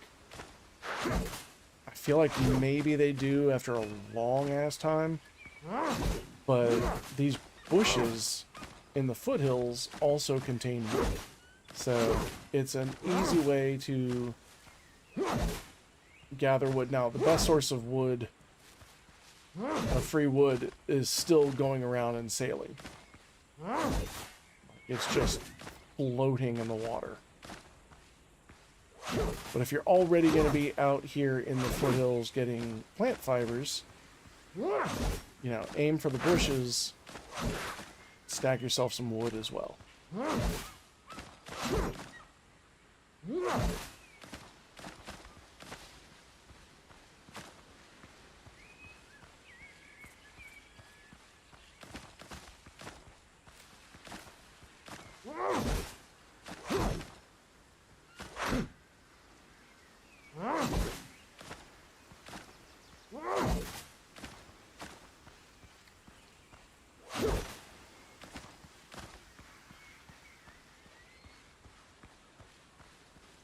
So I'm pretty sure I came up here and chopped down all of these DV trees.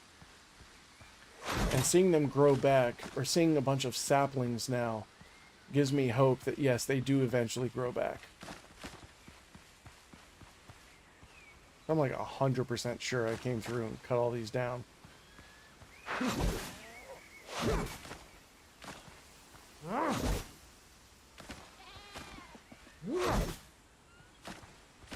Make so many stick windows now.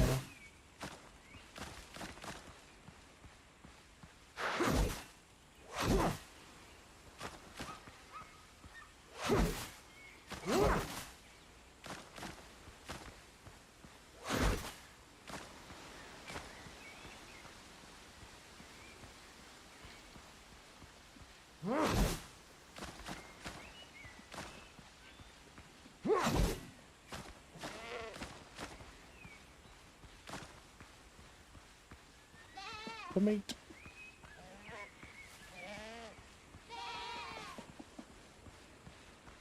Alright, so let's drop off the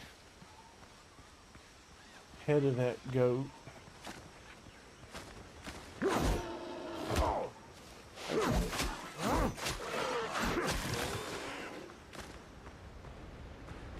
Nope. This is what I did with the beacon on this particular one. Was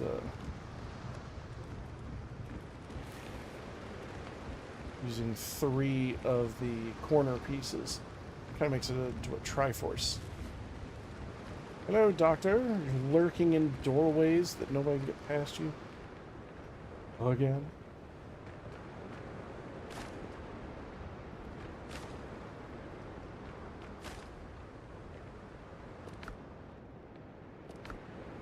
I can't see the word Bezoar without thinking of Alan Rickman.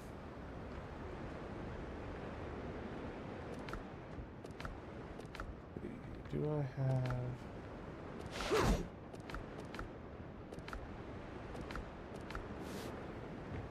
That's okay.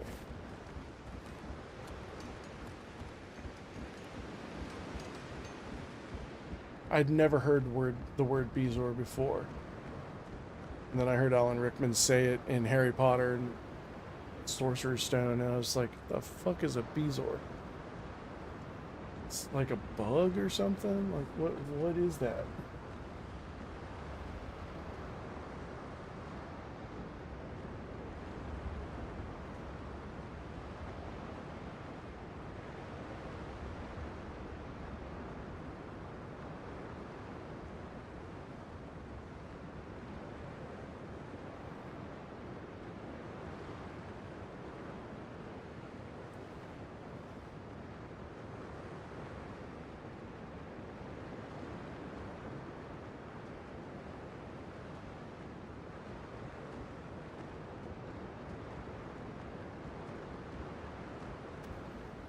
Let's get back up, lay back down.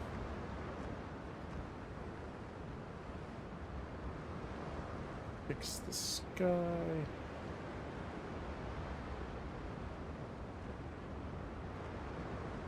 Beautiful.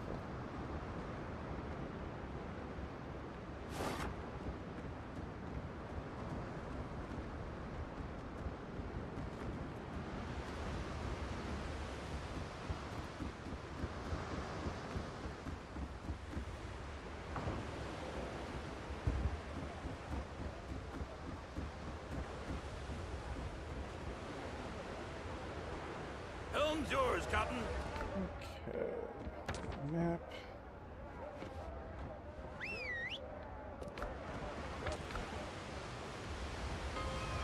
Beep.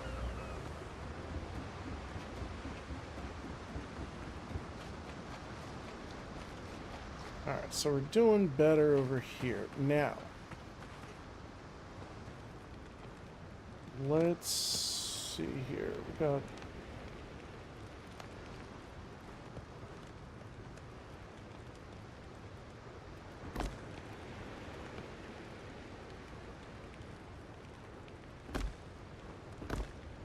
kind of want to fix that. It's driving me crazy.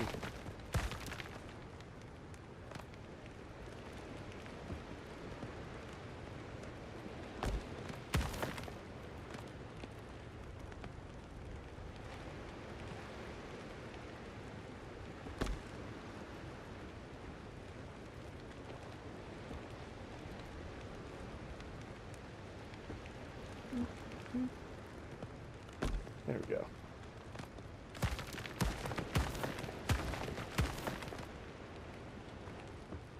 Now, that gap underneath this one is much harder to see than the gap underneath this one was. So it was really bugging me. Everything else looks good. Good. Now, we are going to go ahead and take this, and we're going to make this a side street.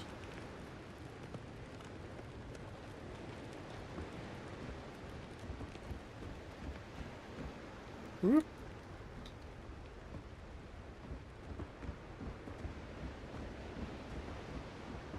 And we're going to bring this out to right up to the edge. So you can see where everything finishes. And this one we are going to keep elevated. Down there, not so much. But these are homes. We want the homes kind of up and off the ground, more or less. There might be a foundation, but, you know, we're not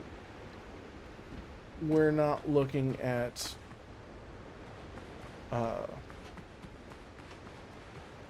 necessarily tackling, you know, words are hard.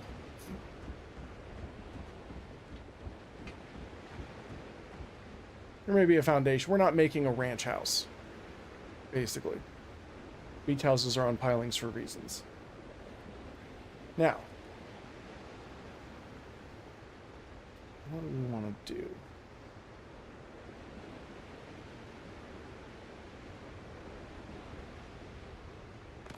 Let's take Oh, yes, I've got an idea. Okay, we're going to cheese this just a little bit. We're going to put that down. Now what we're going to do is we're going to put a row there. And now we are going to attach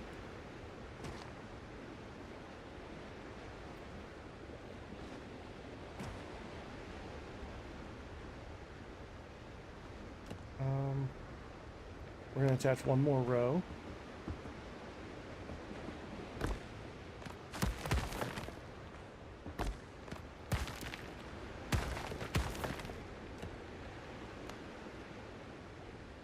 There we go.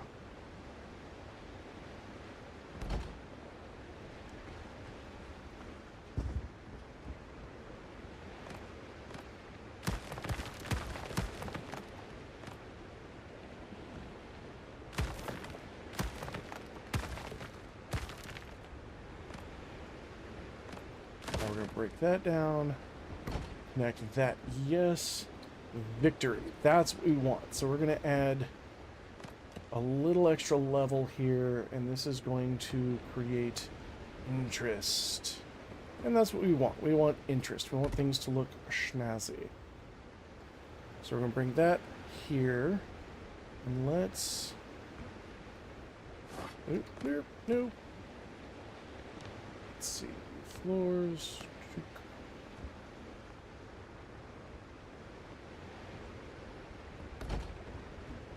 There. There.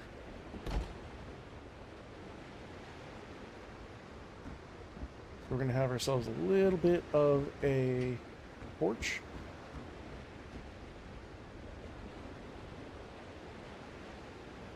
And now from here, we are going to get rid of that.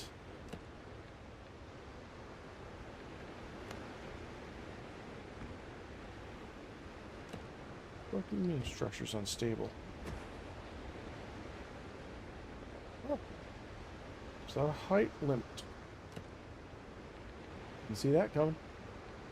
But that's okay. We don't need that at all. What we're going to do is stone. We're going to do like a faux stone foundation. It is going to be not genuine. False, if you will.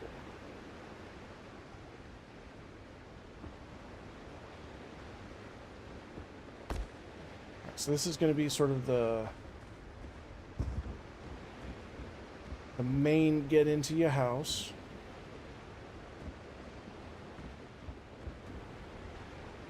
And I'm gonna bring that across.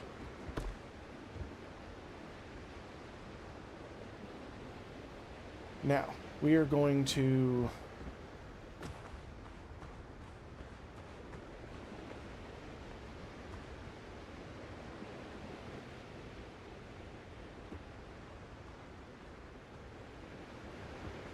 bring this out and square that off.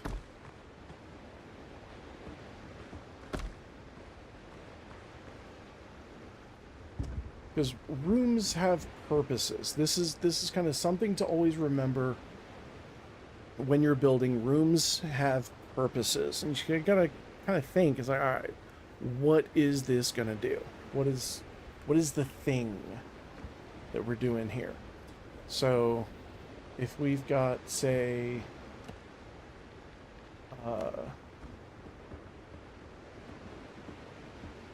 eating and entertaining here, well, nearby your eating and entertaining, you are going to want a kitchen. You're going to want someplace to cook your foods. So we're going to have a kitchen there. Now I'm planning on having a second floor, so we need to be able to get there. Other thing I really want here is a tower. I want to reach the stars. So we will have some fun with this.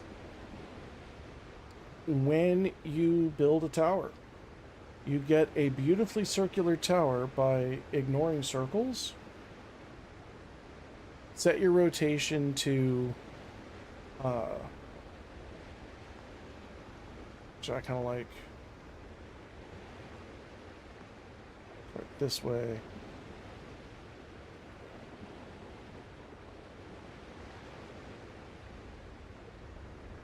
Set your rotation to 30 and start there. Plonk that down, then set your rotation to 15. That way it looks like the tower that you're building starts in the building you've begun. And so it blends the shapes together. And so we're just alternating place, rotate 15 degrees. Now in order to get this to meet up, you need 24 sides. So if you're doing this as a full circle, you would need 24 sides. Okay, I don't like that.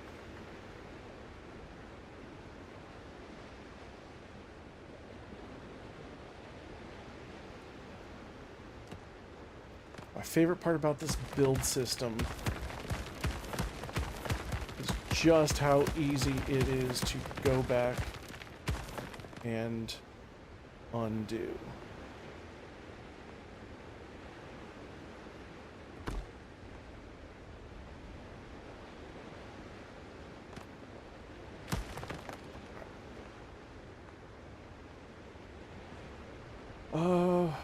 Here's part of it. We're going to go ahead and do this. Now, even this we're not necessarily going to keep. I've got another LAN. Let's start this here. Yeah. So we're going to start this there. And then we're going to start doing the rotation and come around.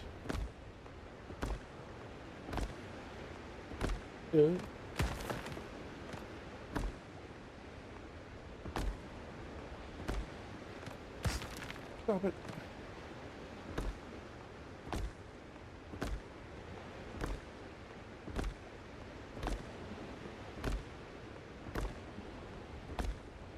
Or this game is going to give me carpal tunnel syndrome. It is just entirely too fun. Yeah. There we go.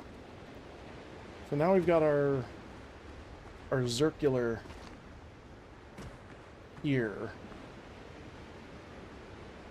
By adjusting that now, I'm just going to run this straight up. So you find out where, by going here and then rotating carefully, one at a time, when you get the correct angle, it will snap. See, like right here, it won't snap to the top. It wants me to replace a new one. But if I rotate it, it snaps to the top. So rotate until it snaps to the top, and then just click, hold, drag, look up. Rotate it, click, hold, drag, look up. And so on. And this is an easy way to build a tower quickly.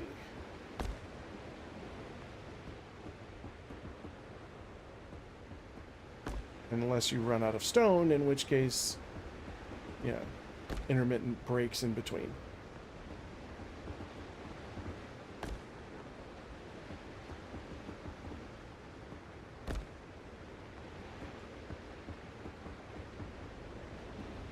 You can also have some fun with this by alternating between the single wide bricks that I'm doing and the 2x2.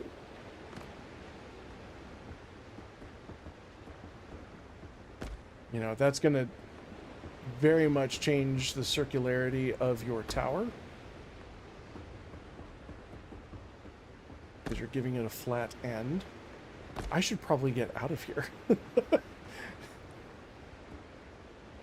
Finish this tower and be like, that's great. I forgot my door.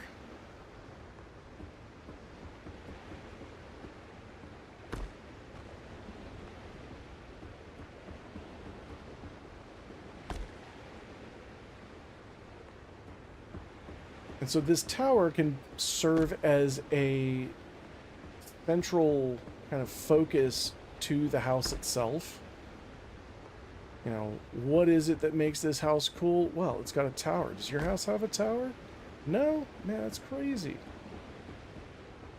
And so by being a centerpiece, you know, what you want to avoid doing is making the rest of the building be more... Avoid making the rest of the building be more interesting than this. I feel like that. I feel like I forgot to rotate.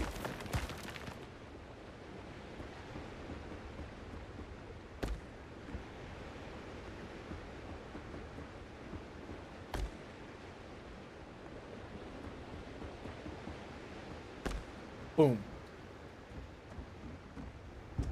Tower.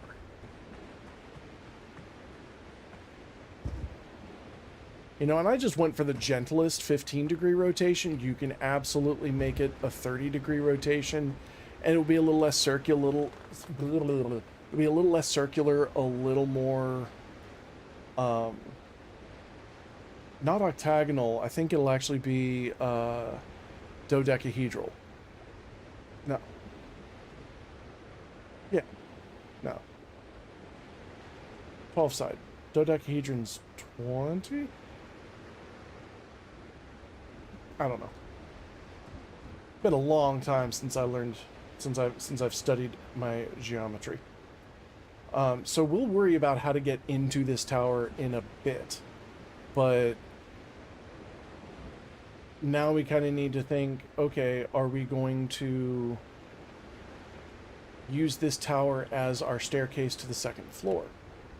So to that end, let's start working on a second floor. We're going to go ahead and lock our rotation back to 90 degrees. I'm just going to come around like this.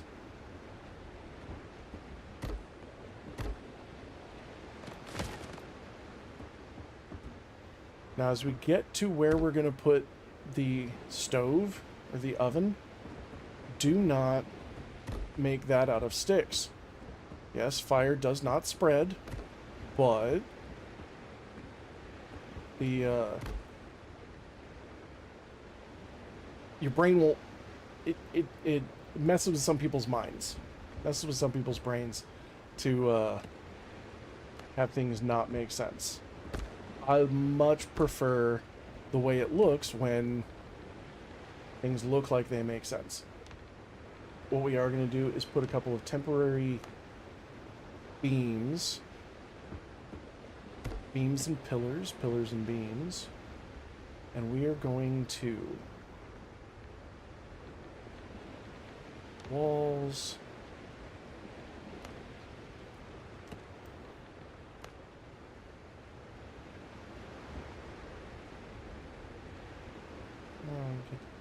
get up there.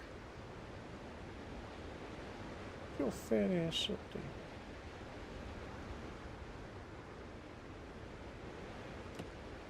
That son of a bitch.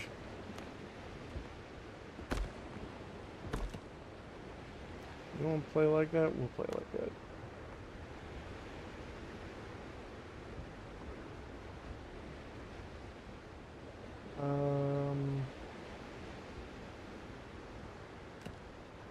He's being a real pain in the butt.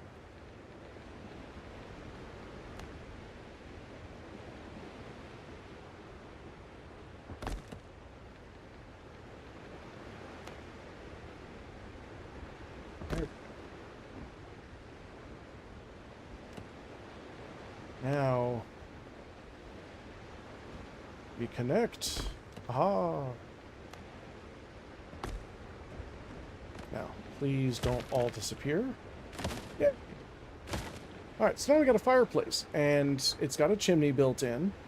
So we take our crafting, go into cooking.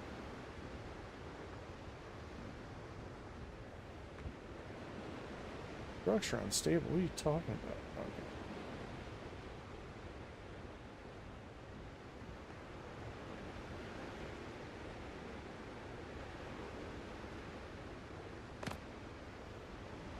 There we go. Gotta turn snapping off.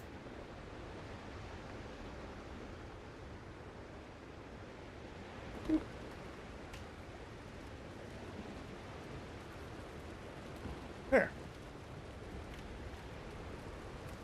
So now we've got a safe place to cook. And a chimney to catch the smoke and funnel it out.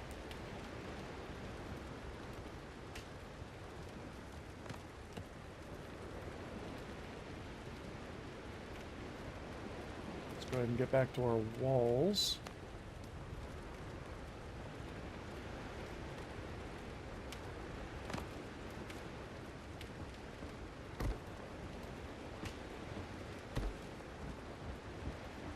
And we're going to go ahead and put these walls in before we do anything with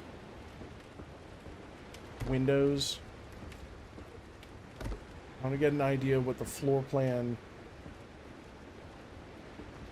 of the place looks like.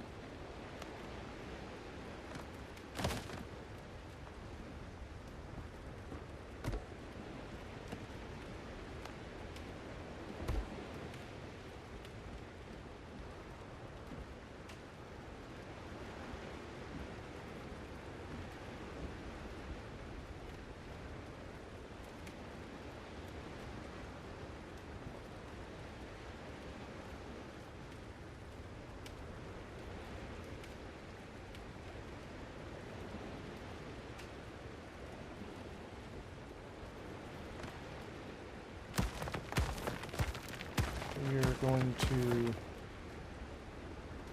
open that up. This is going to be lured in.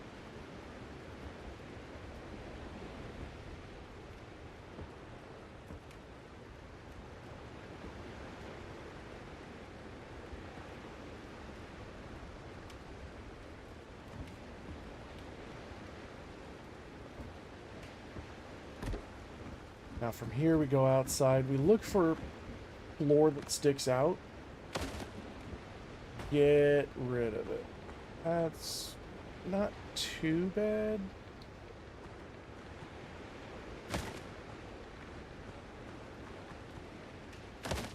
Some of these I kind of figured because they add something to this that is wonderful for a couple of applications, and they are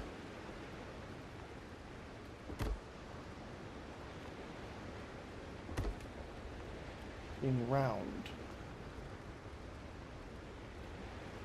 Oh, that's the problem. Ah, I forgot. I was still on 90-degree rotation. We actually don't need to fully... We don't need to go the triangle floor route, but we could.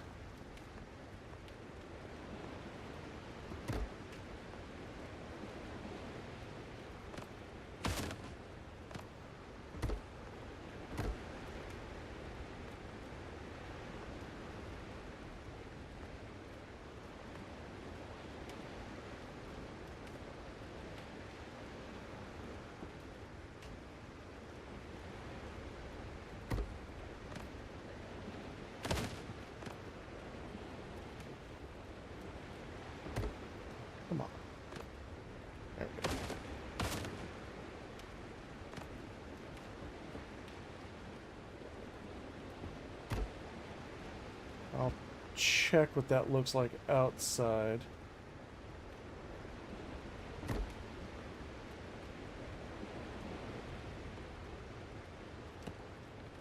Here, some of these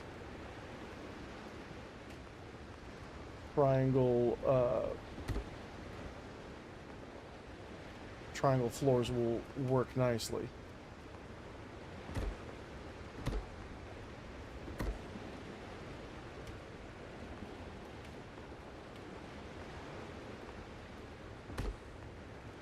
And all you gotta do is just follow the, sorry, doing this and talking at the same time is kind of weird. Follow the curve around, place one, rotate, place one, rotate.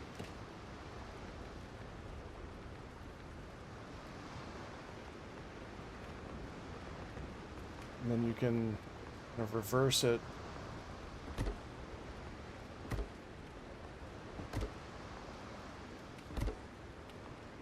Bring that around like that, and that will kind of clear up all of this little area here.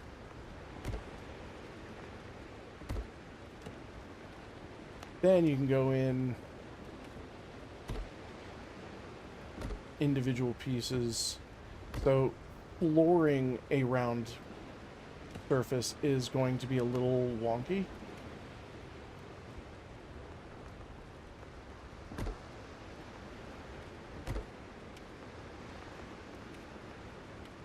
But if you just fiddle with it a little bit, it'll sort itself out. Alright, let's go outside and take a look at what we've got. Alright, got a couple sticks sticking out. And we can use the sticks poking out as, you know, a little bit of interest. Or we can do, nope. We can do what we did before. Take the pillars and beams approach, you know, and where, you know, on this line where it's sticking out, kind of follow it around. Now the stick doesn't quite stand out against the contours of the stone quite as well as it does as the larger. So this might be something to wait on until you get access to the larger stick beam. But the larger stick beam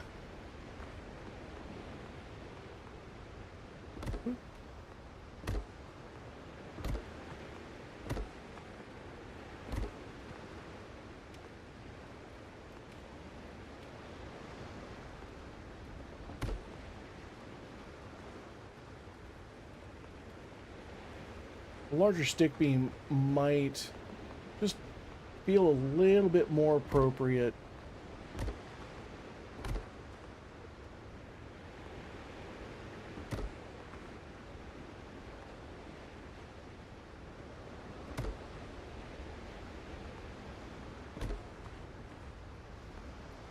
you'll have to wiggle it around a little bit because you're putting on the outside of the wall, which is going to make it a wider diameter.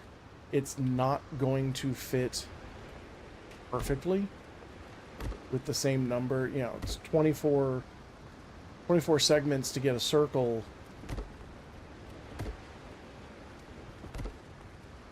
With the wall sections, it will be more than 24 of these. You can see there's a gap because, you know, it's not perfect.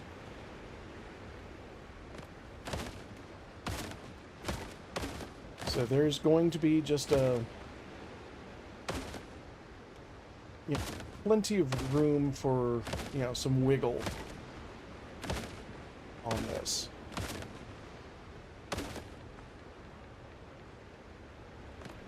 So this is very much it's your taste, it's your kind of thing. You know, you really do get to kind of choose how this goes. A stripe going up the outside would be interesting. We've got that. Now let's take this. What am I looking for?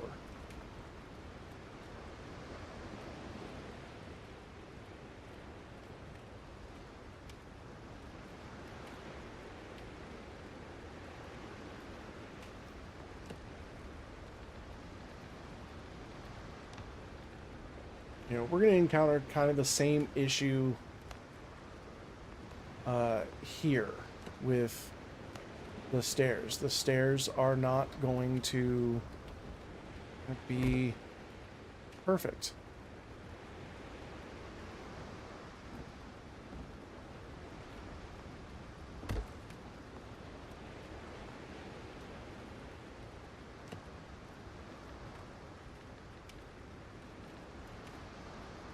Let's see, floors.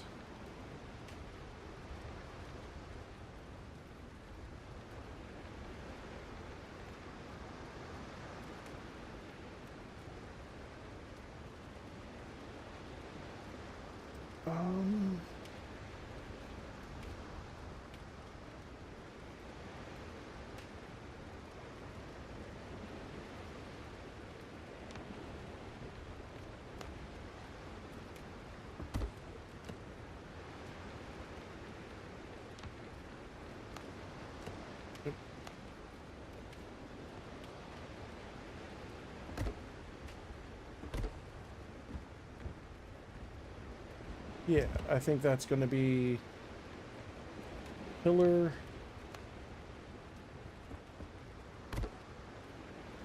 pillar.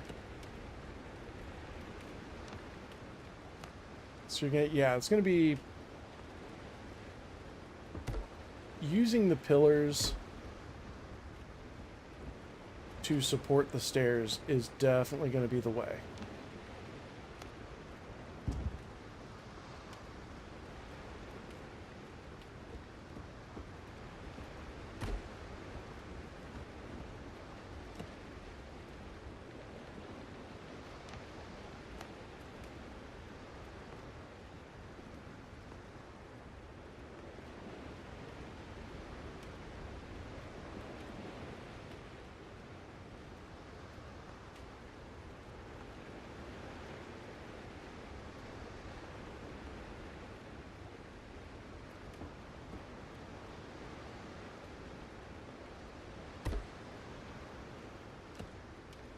I think we're going to have to do some flooring here.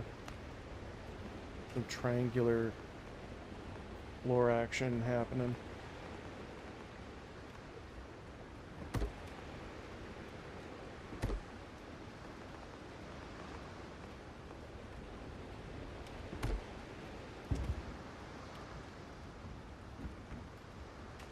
Same with down here.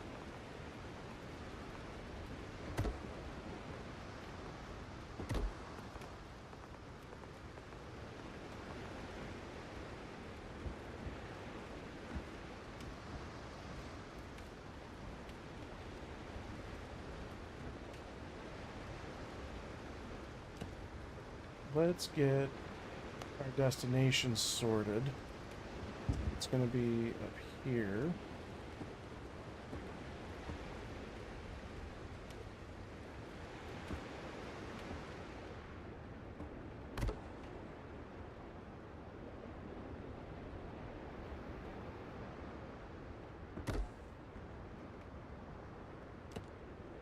And get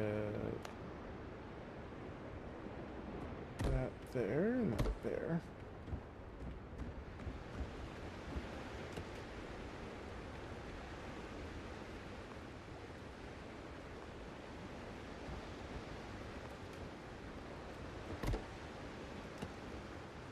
And we'll put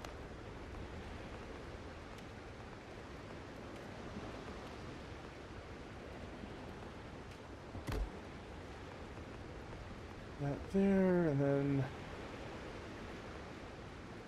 this there. So now we've got not a terrible way up to the second floor. Not the most yeah, gotta be a little spry, a little nimble to get up here and kind of watch your step. But it gives us that elevation that we were looking for.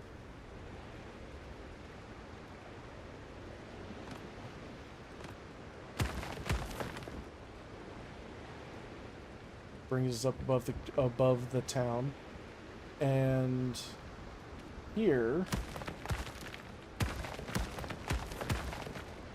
is our way to the second floor. So we can bring our walls up one more.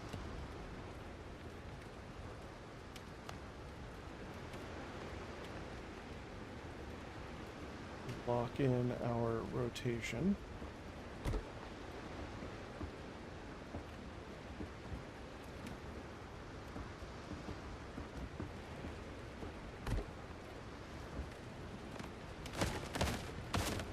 All of that's wrong because it latched onto the wrong thing.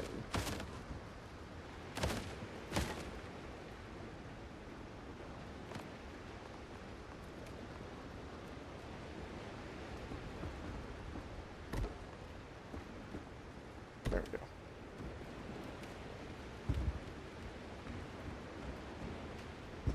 Does that look wrong?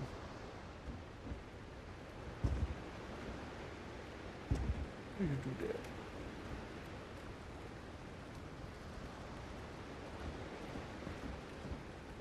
Well, that is 90 degrees. Sometimes things can be off by like the 15-degree margin, and it just starts looking super weird.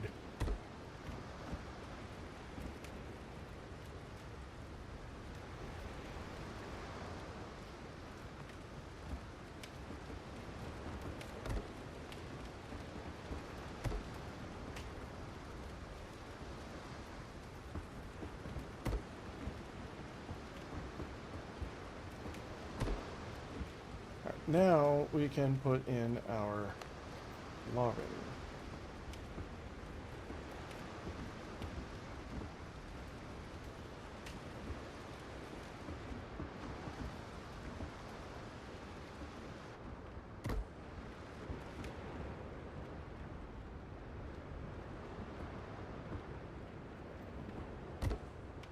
And we can even bring this out so that the chimney is kind of its own separate thing.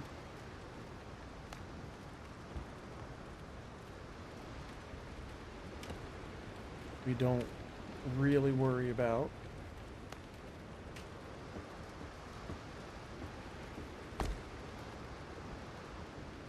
And since nobody's really looking down into it, we don't have to do anything with it from here.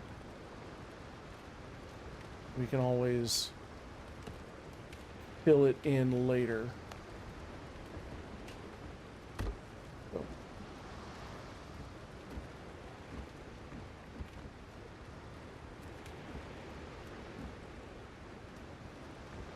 Over here, we can... Okay, that we don't like.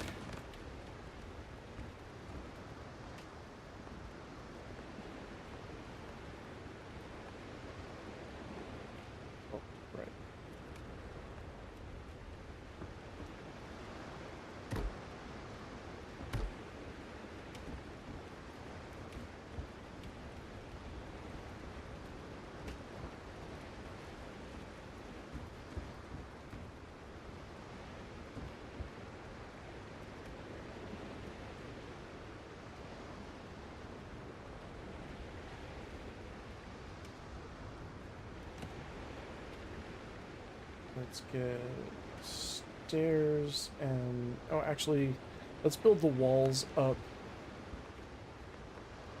here to where they would be.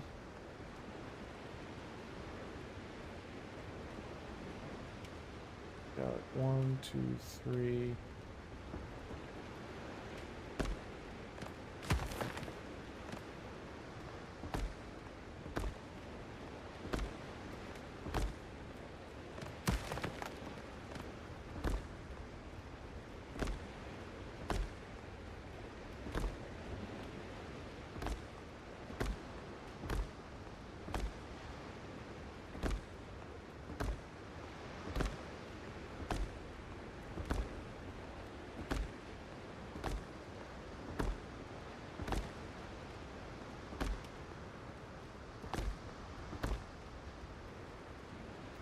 So this is where the walls would be for a roof,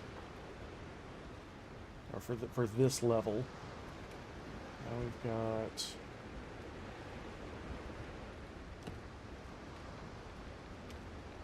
stairs.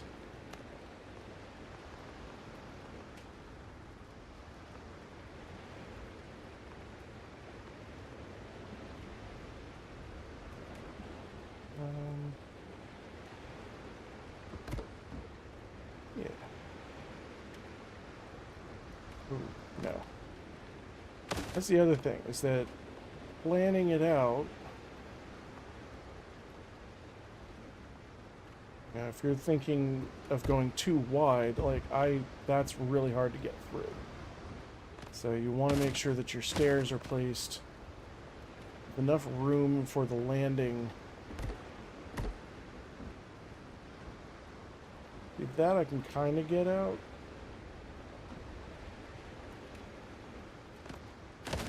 But I know in real life I would be nervous.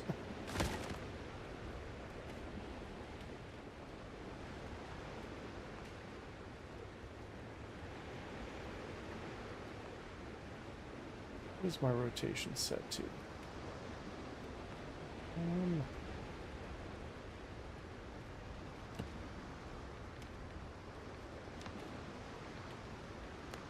I'll put down a pillar.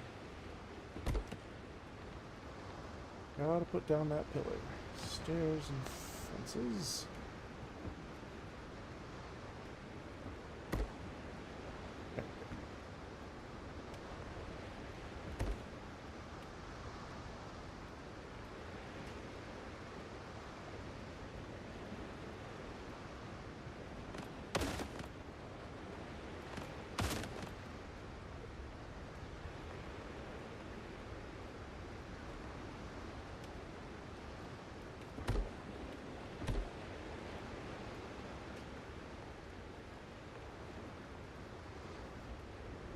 Now we're putting down pillars.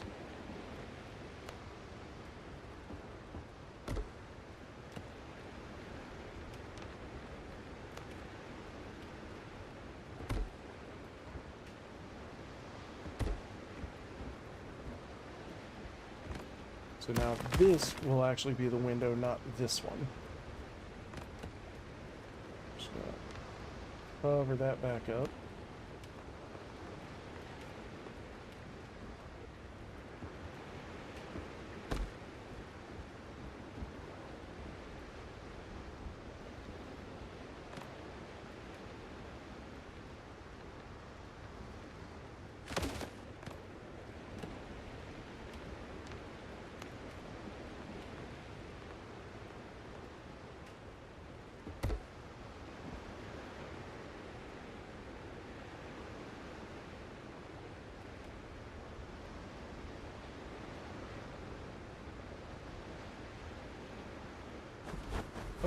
Oh, good heavens.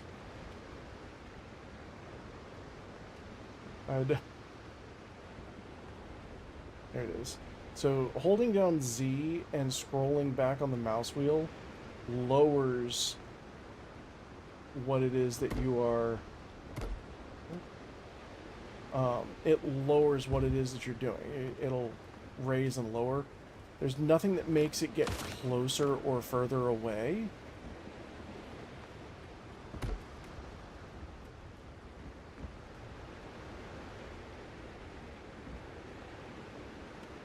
But that's not quite as important. Okay. And we've got some exploring to drop down here.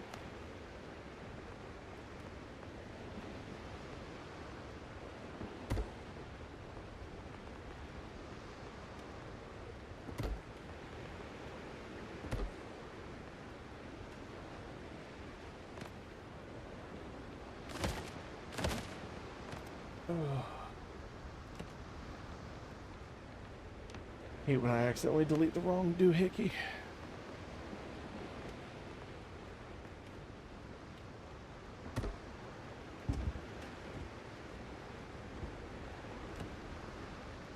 You know, and it may, experiment with it some.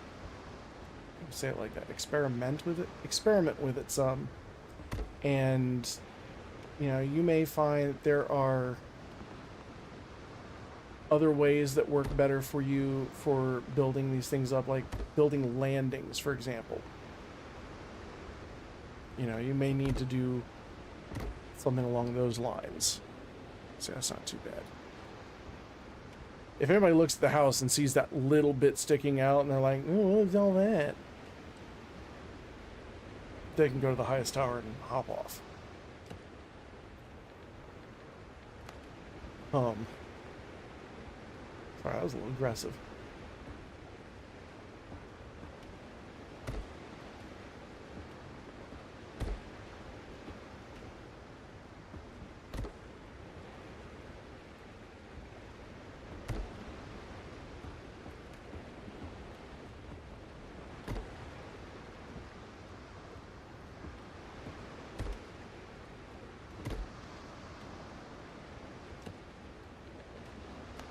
But, definitely play around with it some and see what works best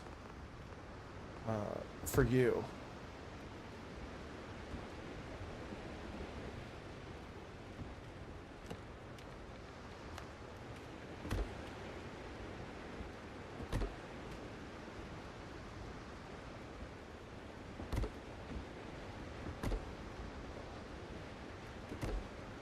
And I think from here, if I approach it from building this side up with a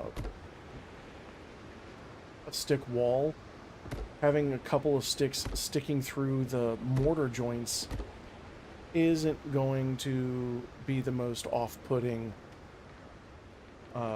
appearance.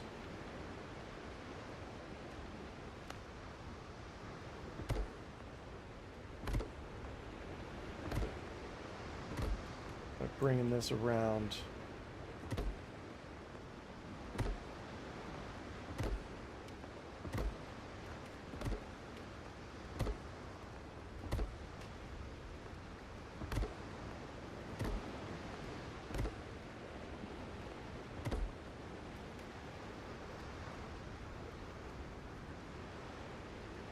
Oh, the moon has phases. Oh, that's cool. I just now realized that the moon has phases. This game is really cool. I got so used to it just being a full moon.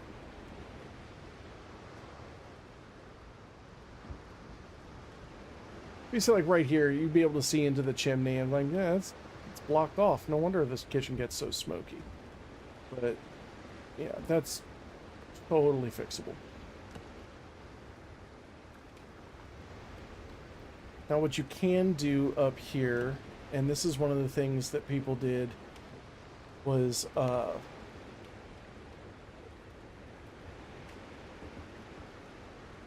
build a signal light.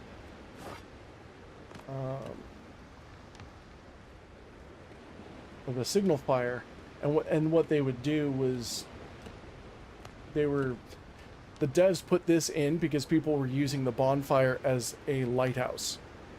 I'm like, you can't do that. Or that's not what it was meant for. And so they said, all right, you want to light the beacons of Gondor? Fine. You can go ahead and do that.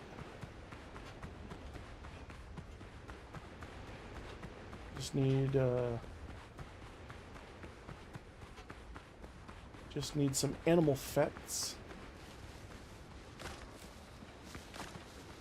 Some clay here from the last time I came running through. We need, what, 10 animal fat. You know what? What do you say we sleep off the night until the morning? I forgot that the drowned and the thorn fiddlers spawn at night.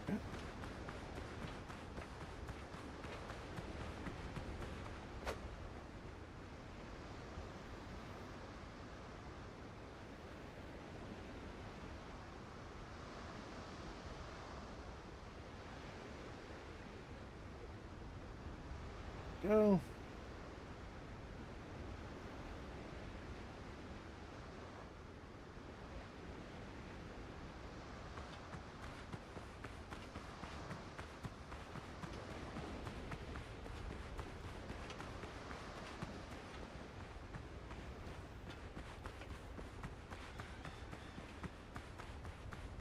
And pirates are back, so, you know, before we went through and we got, you know, a decent amount of gunpowder, we can just go right back through and do it again. Let's see, coastal dodo. A good place to hunt the boars right up here where the bananas and the sweet potatoes.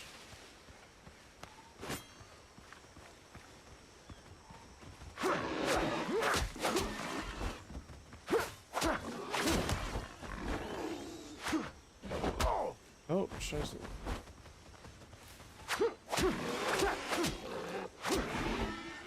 There we go. We got some stuff there. As we come through here, there's going to be like just a bunch of boars. Just be careful because there is also a charging boar. Be wary of any boar that takes Visa.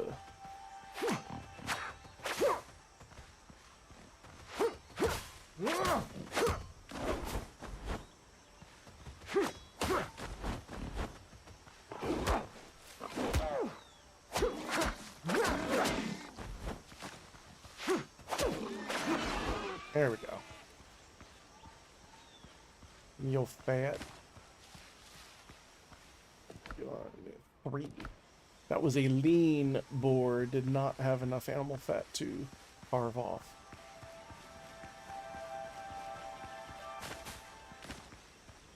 Come on, man. I just want to set your guts on fire. That unreasonable?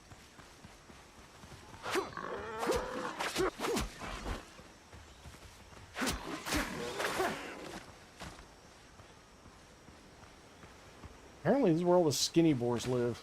Oh, there we go. No, that's a doo-doo.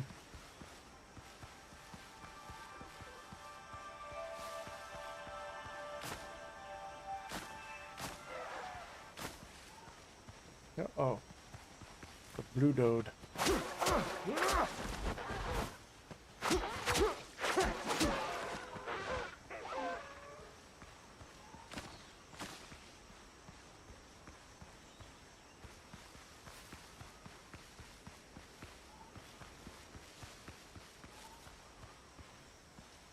Actually, you know what?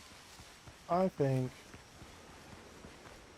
I've got some. I think I've got enough animal fat at my other base. So we're not even gonna call the galloping gal. We're just gonna boat speed. Wow.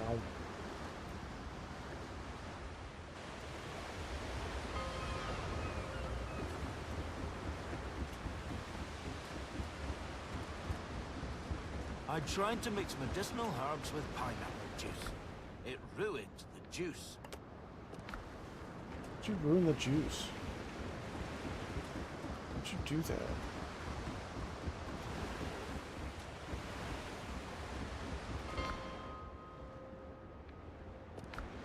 Alright.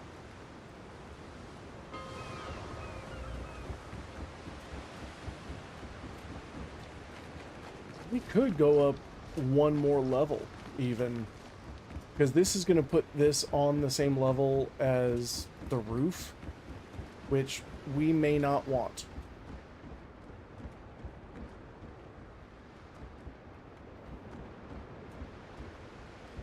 We may want to be one higher than that.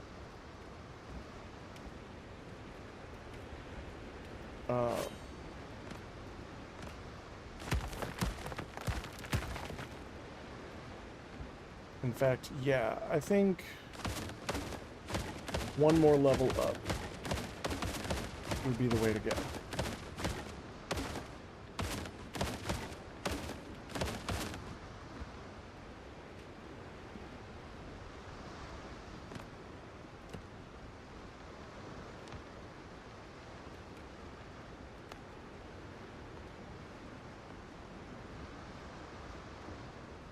Two, three, 5. And we'll have the bottom of it be stone as well. Now this one's going to be a little easier. It's not going to have a door, so this is just going up.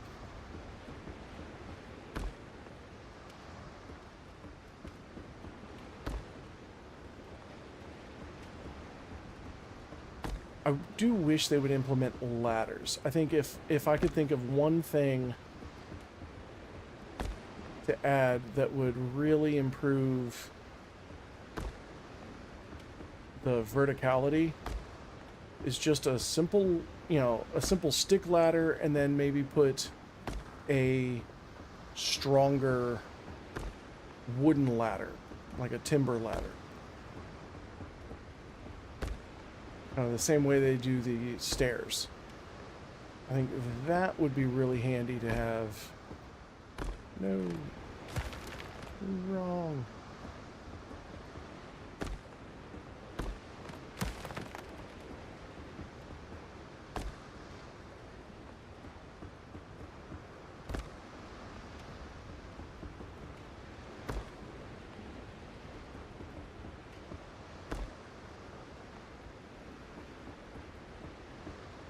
And that way, like, we can come all the way up here, have this be like a room, and then just use, yeah, use the ladder to go up.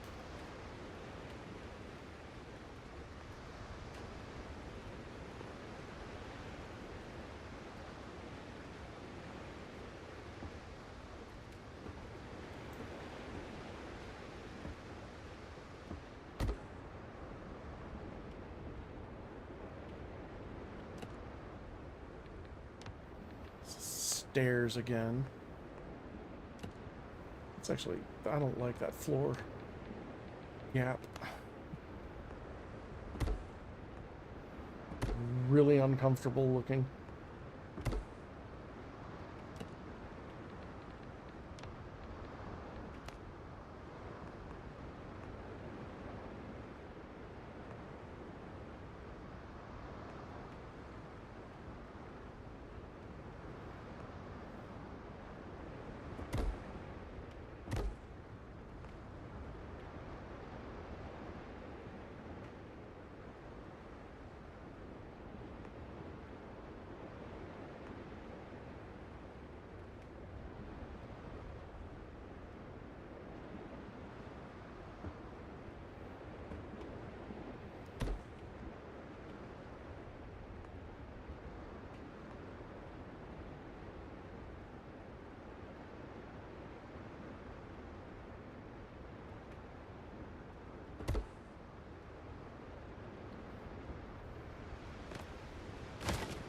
Yeah, building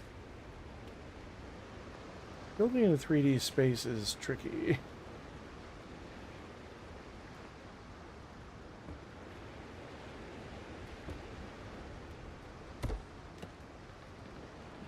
Get the floors back in.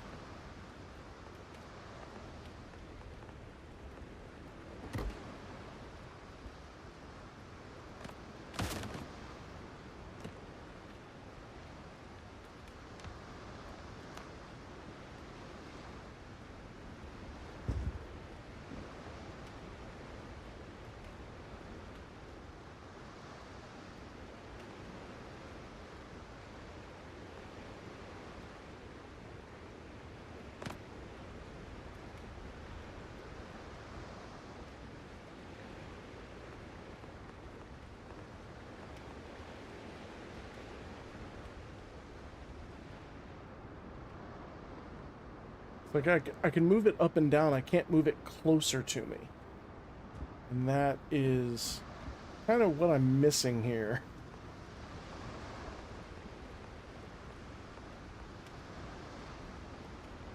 Well, that's not helpful at all.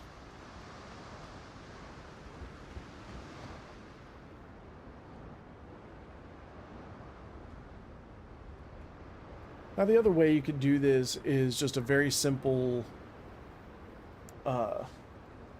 stairwell system where you go up 2 levels, get to a landing, turn around, go up 2 levels. But that takes up more or less just the middle of the tower, and there's no other room. Like it completely takes up the whole space. That's kind of not what we're looking for. We shall pillar.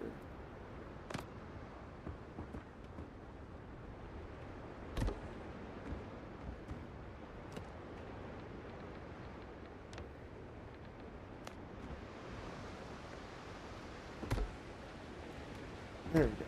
Yeah, I should have just done that. Much easier.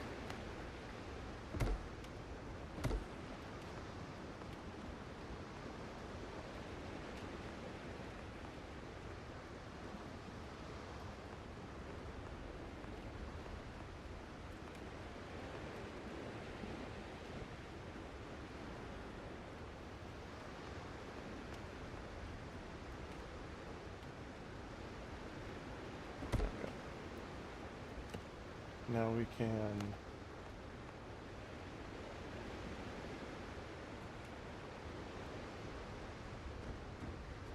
this there. I think this is going to be a lot better.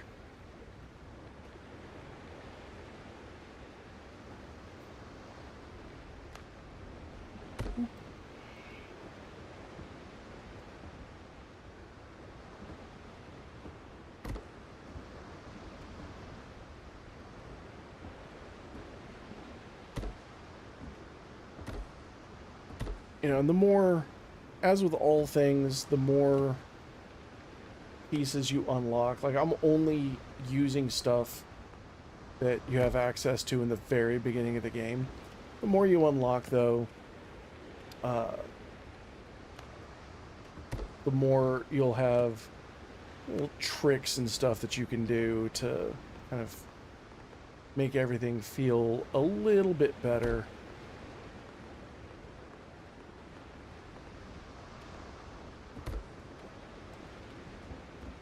A little smoother, a little safer. I can't go down the stairs because bonking my head.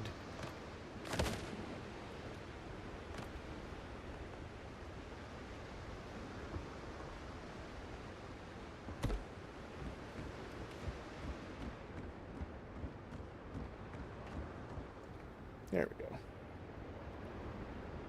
Now we definitely need to get some lighting in here.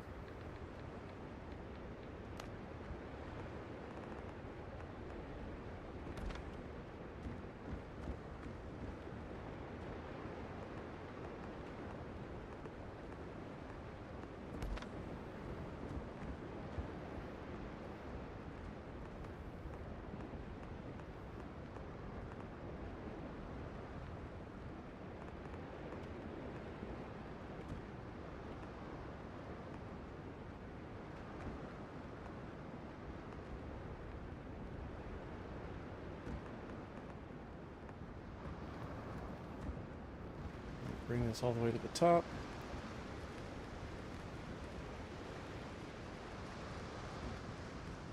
And let's sort out where our compass corners are.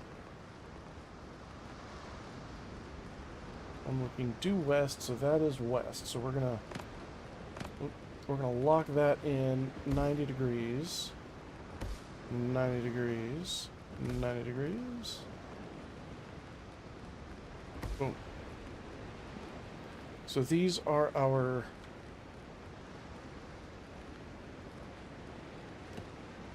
compass points. Let's polarize them.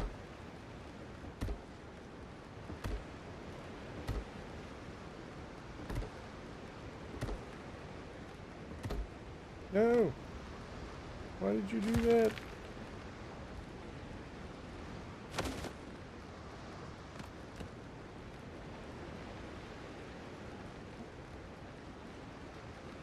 Well, let's just put that there for now. Now we can put back a stone.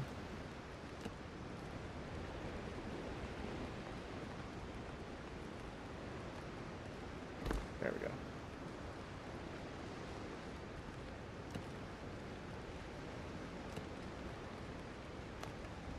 Now, it would probably look better and make more sense if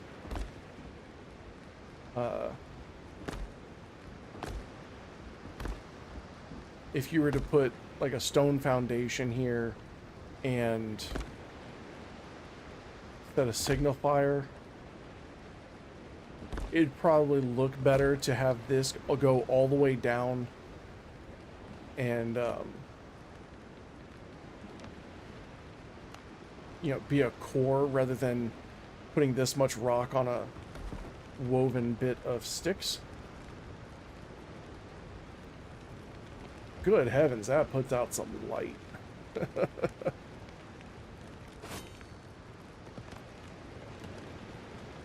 Where was the Royal Fleet when Tortuga fell?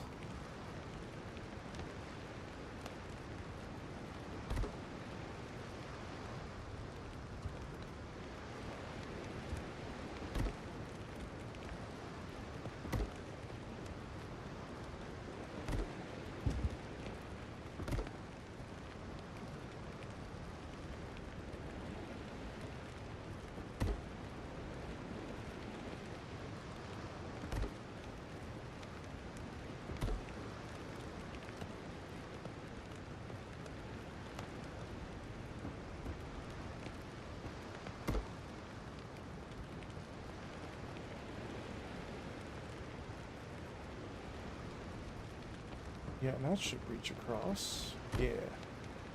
So that means we can just set that to 45. These will all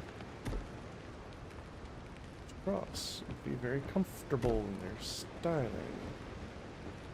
Yeah. Oh, look at that. That is cool. Now we take our roofing.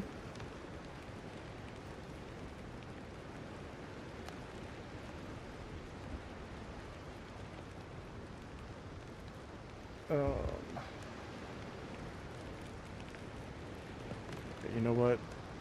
I have to ask you to not.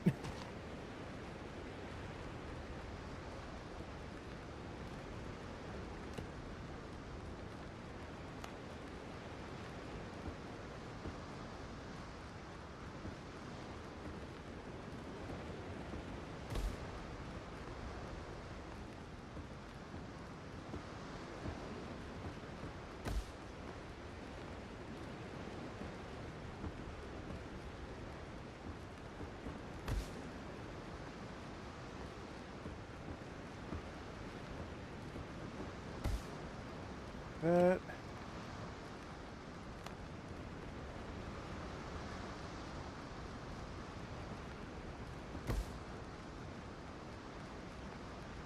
Throw in some triangular bits.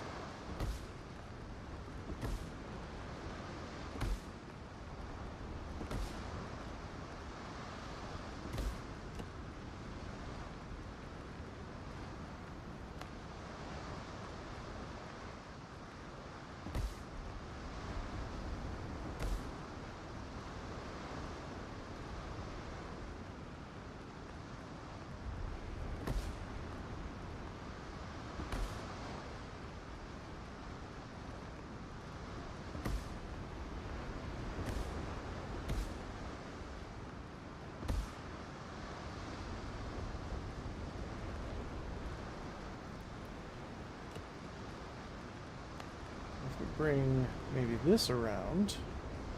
That fit right? No.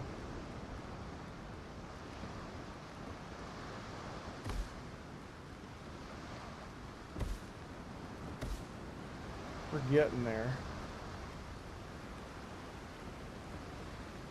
I think it does have to just like that one. Okay, we come across 3 and then up 1. There we go. Across 3, up 1, middle.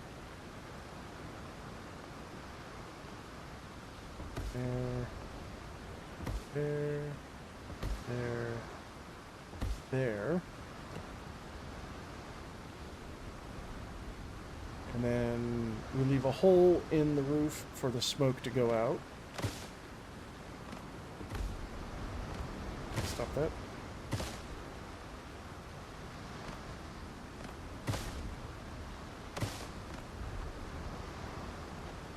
Oh, and now we can... Ooh, I've got an idea. We take a basket. Ooh, no. A wooden crate. This is going to be fantastic. Okay.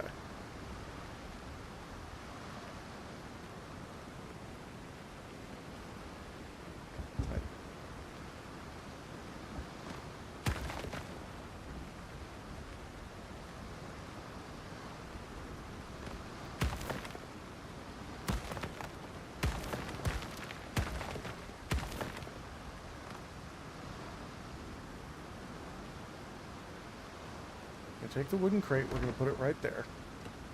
We're going to build floor back up around it.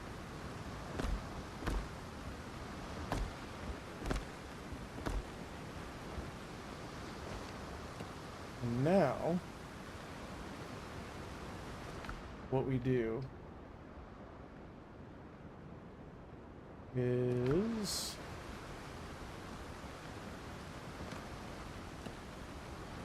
build the beacon.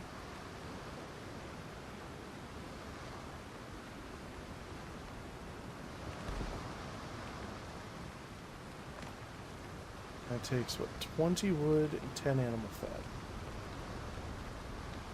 I take my wood and drop it, take my animal fat and drop it.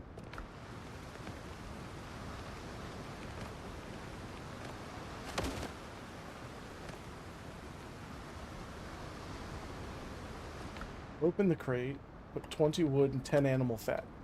So the crate holds... Yeah. Where did I drop my shit? Oh, good, it's out there. Okay, so the crate holds the beacon supplies. So I can come up here, look out, do my observery, and if I need to light the beacon...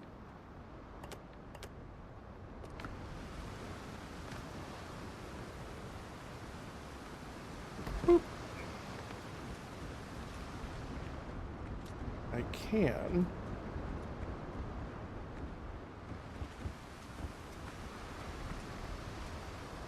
And it is super bright. Now I can take this stuff.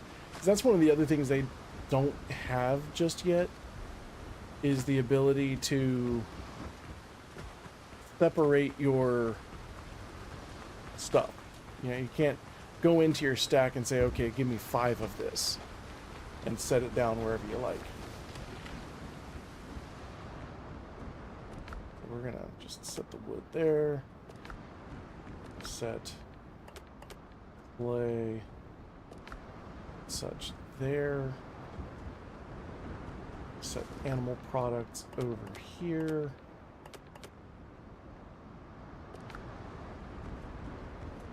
Textiles we're gonna set in there.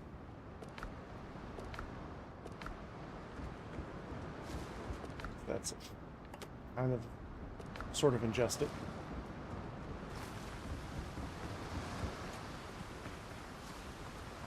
Oh yeah, that's cool.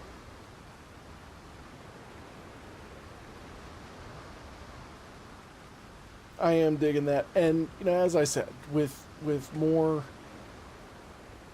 access to more build materials, you can absolutely make that look far more interesting.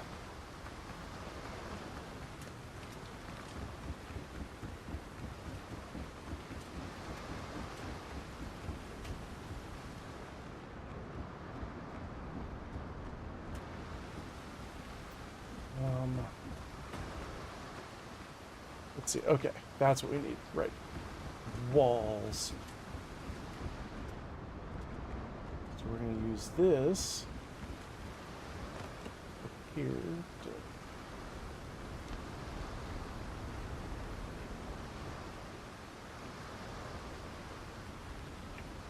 All right. How do we want to do this?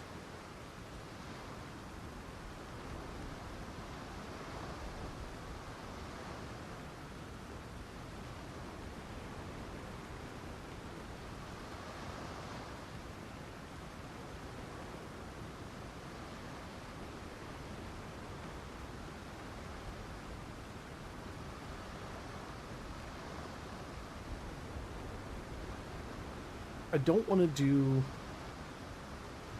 Let's see how this looks.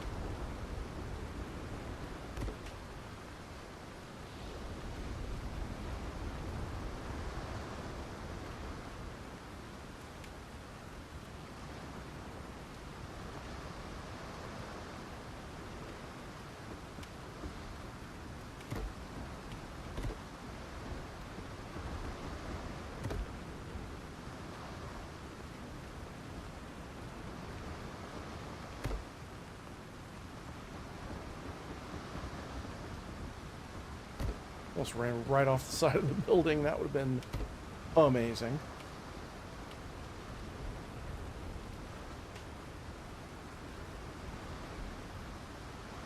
And then this up.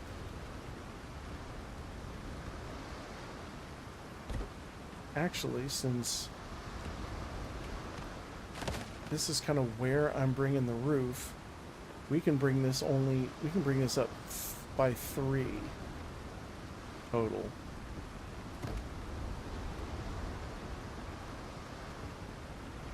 Because then everything else is just going to be roofery.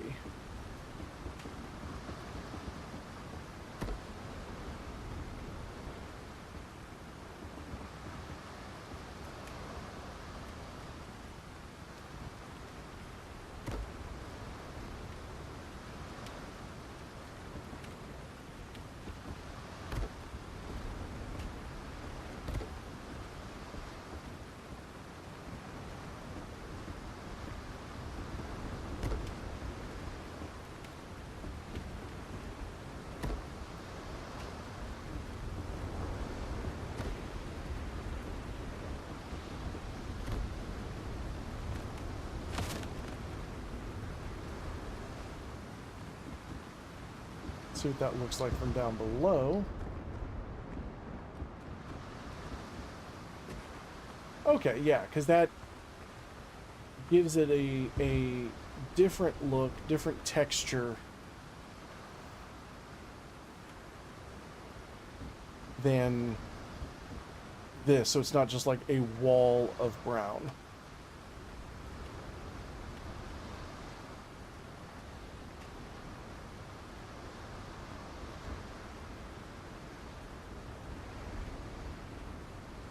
Looks like the sun is getting ready to set.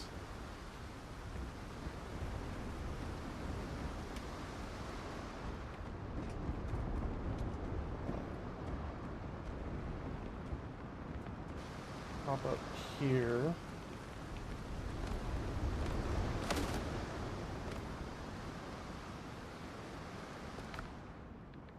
Put our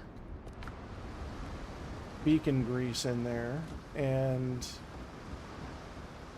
I will be right back. I need to stand up, stretch my legs. So I'll leave you with a little bit of this, and I'm going to turn the music back up.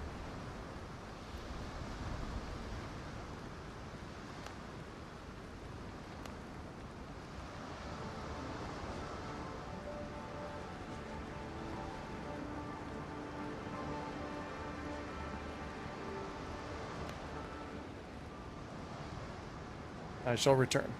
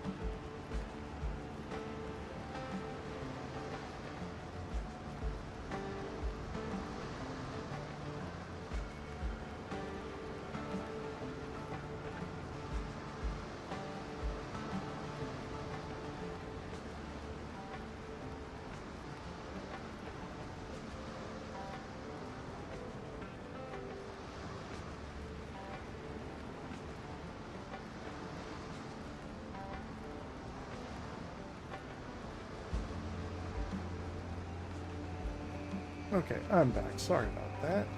I see the sun has set. The blue filter has been applied. Ooh, that's a bit of a gap. I don't like that. You can't see it from here, but you come around to the other side, and it's a bit there. Let's maybe do something about that.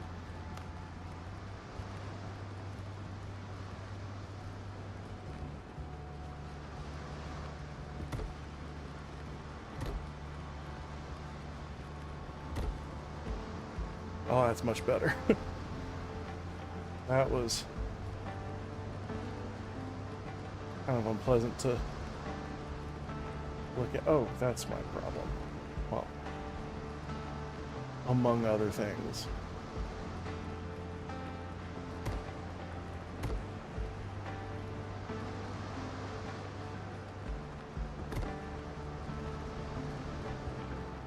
All right, now we can also take our pillars and beams and kind of do the same thing that we did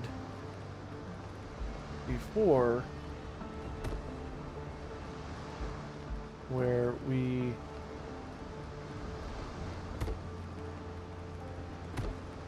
put up a bit of a safety rail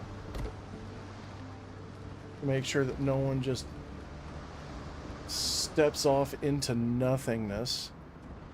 And we can do the same thing here.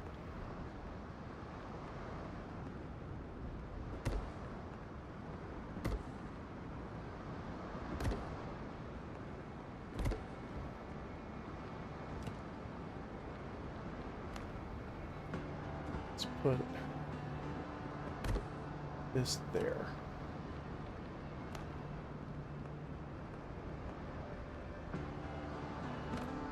Rid of those. And I love this hat, but feather's just a little too jaunty for construction. There we go.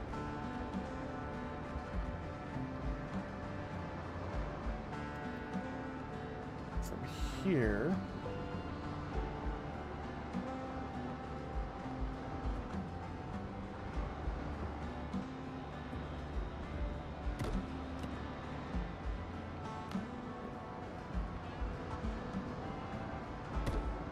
that down.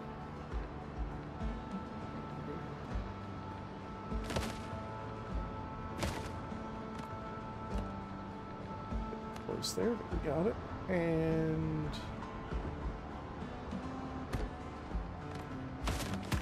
oh no, why did I do that? Goose, you're never around when I need you.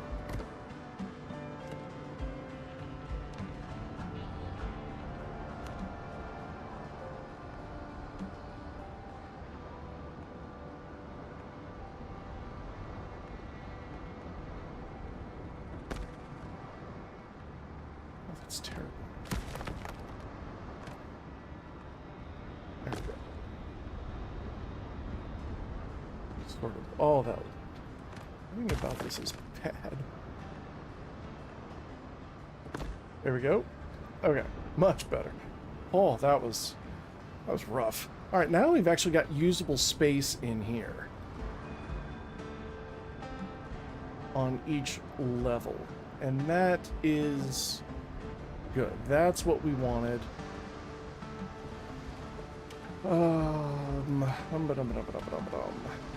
Let's take this roofery.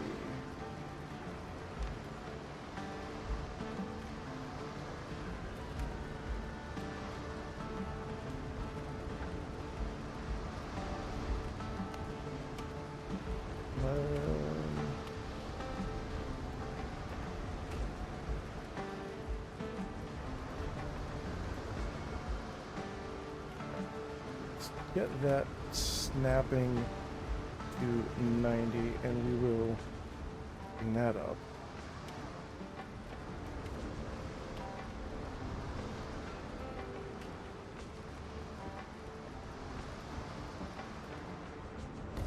Oh, that's a bit too far out.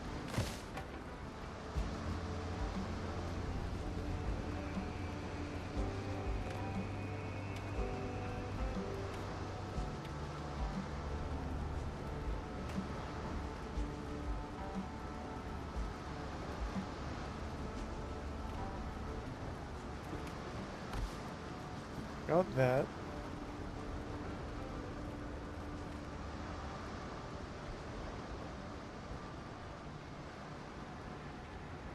Now, do we want to angle this around?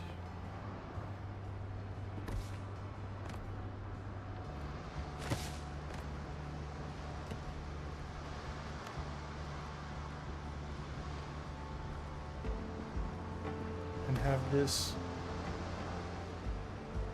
curving up.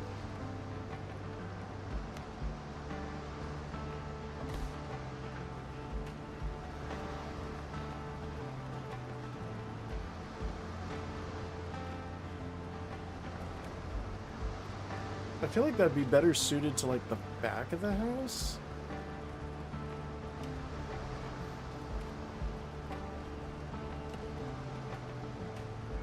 Yeah, I feel like that would be better suited for back here. So we'll have this actually be a gable.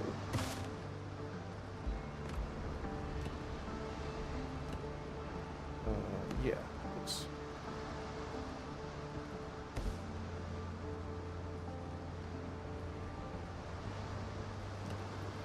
Oh, and we can bring that over there.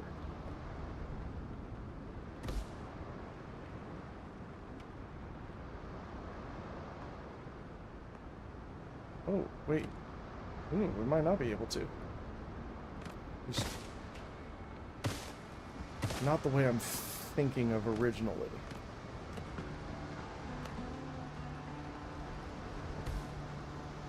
We can.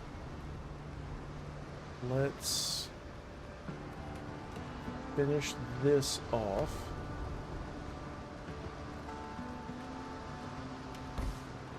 Thusly. Now we're going to put these curves in down here.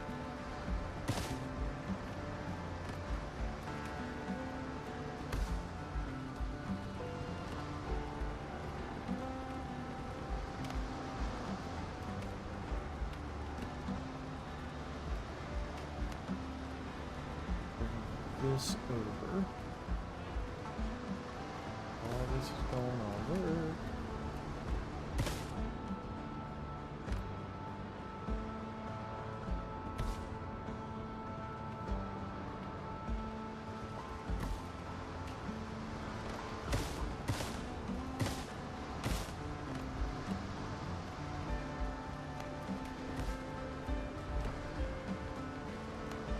One more corner bit there and there. Let's maybe sleep the night away.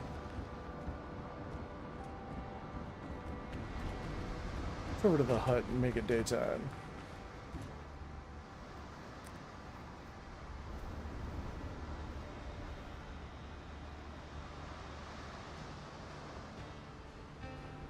There we go. Much better.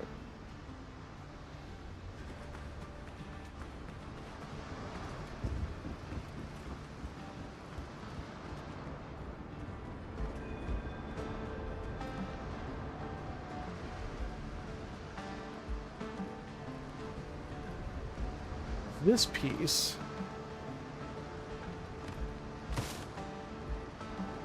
is not going to be,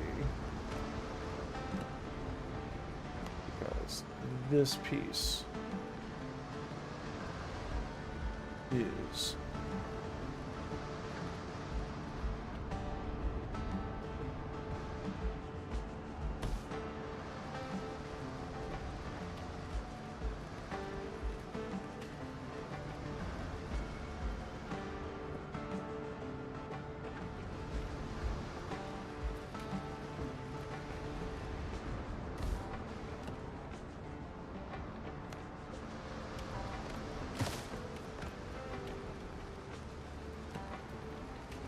Gonna bring that up, this.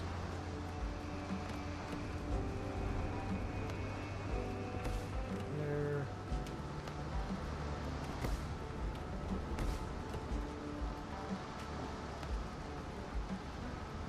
There.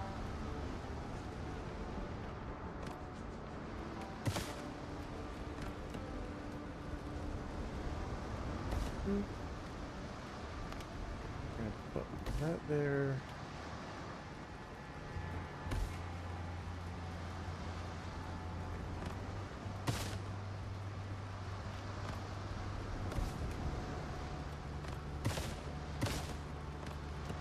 Nope, we're gonna do that.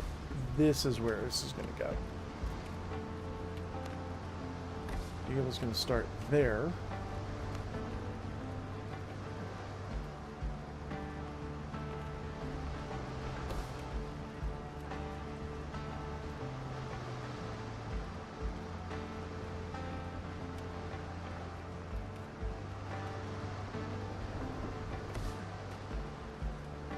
Well, it's not.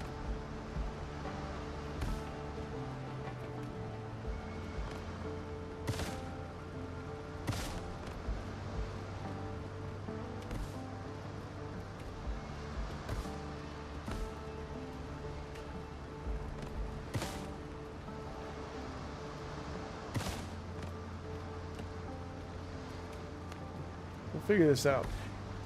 One of the things I love about roofs is like just the crazy puzzle that you end up having to do just to get shapes to fit. But when they fit, they look really good. And roofing just kind of feels like an art.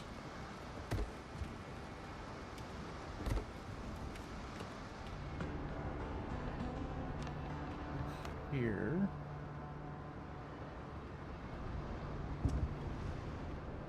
Yeah, so we got that.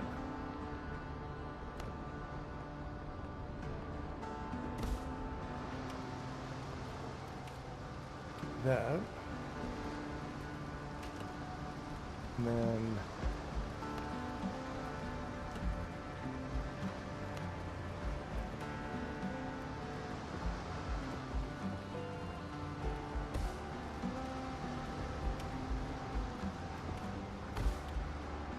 there.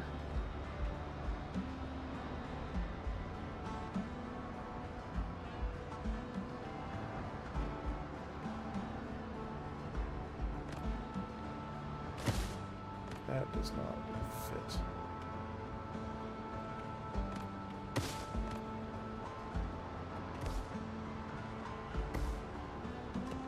Okay, this becomes corner piece.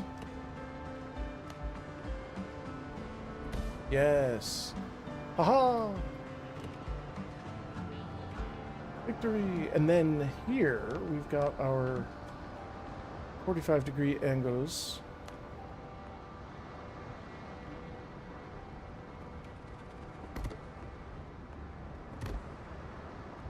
Right there. So that puts some gabling there. And we're gonna follow this all the way up. Why does none of this feel like it is the right angle?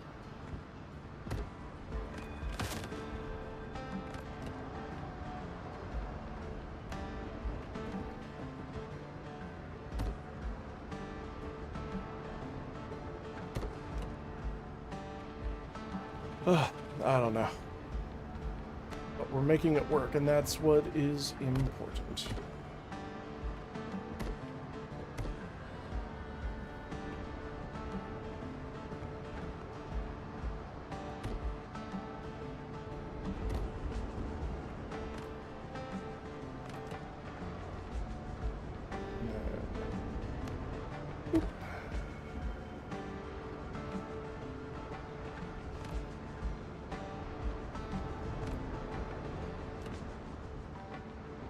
Want to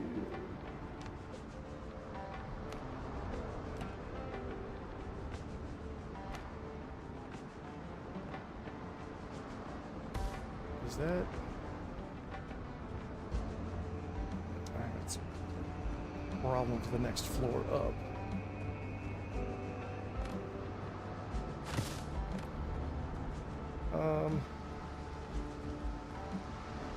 Oop. You know, we're going to do this the smart way.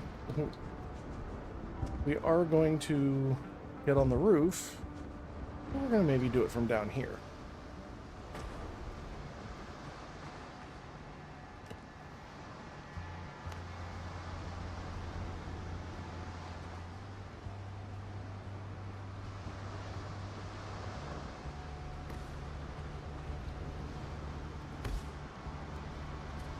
Let's see what we've got.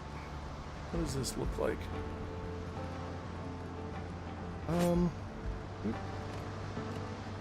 That looks like...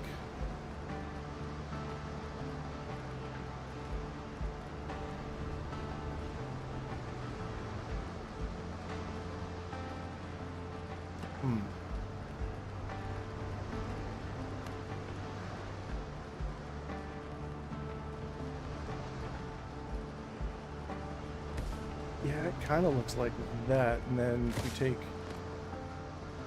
that and turn it around.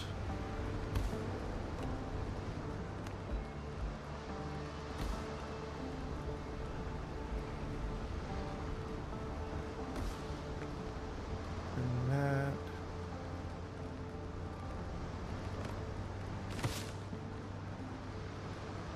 Ah! There's part of the problem. Not me falling off, but this doesn't quite line up.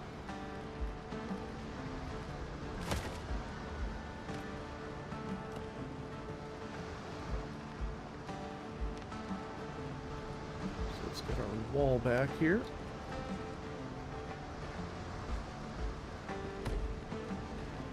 There we go.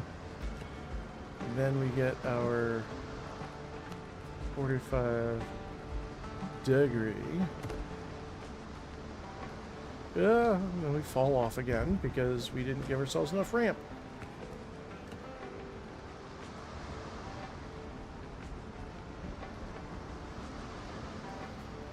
Guess that is how we do.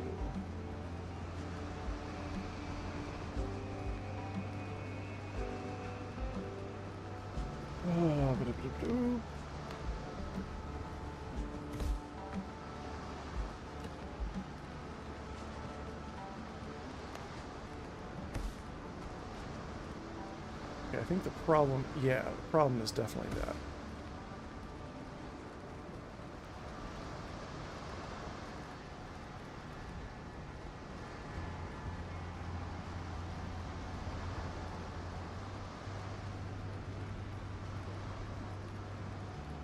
Now, if we continue this, because one of the things that really kind of helps make things look interesting is having that little bit of roof overhang.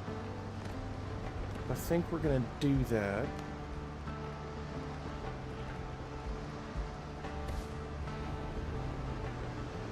Yeah. And we'll do it on, we'll carry this over here.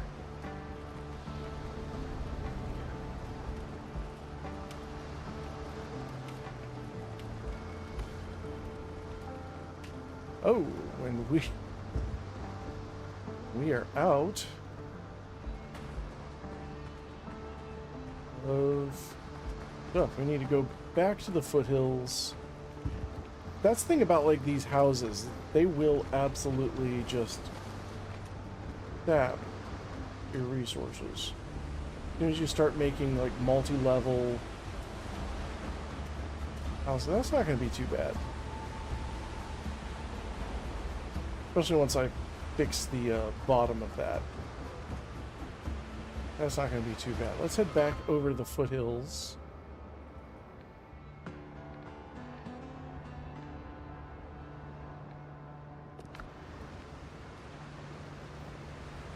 Cool.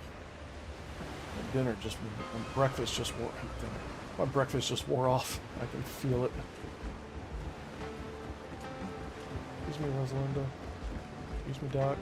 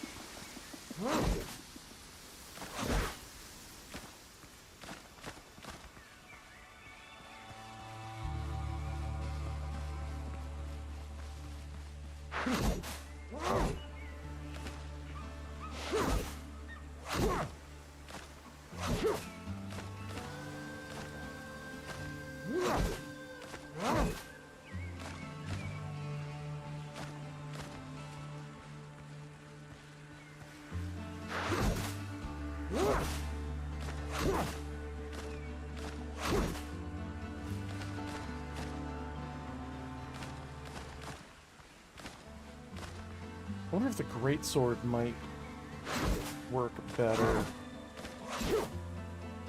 That third swing is really nice.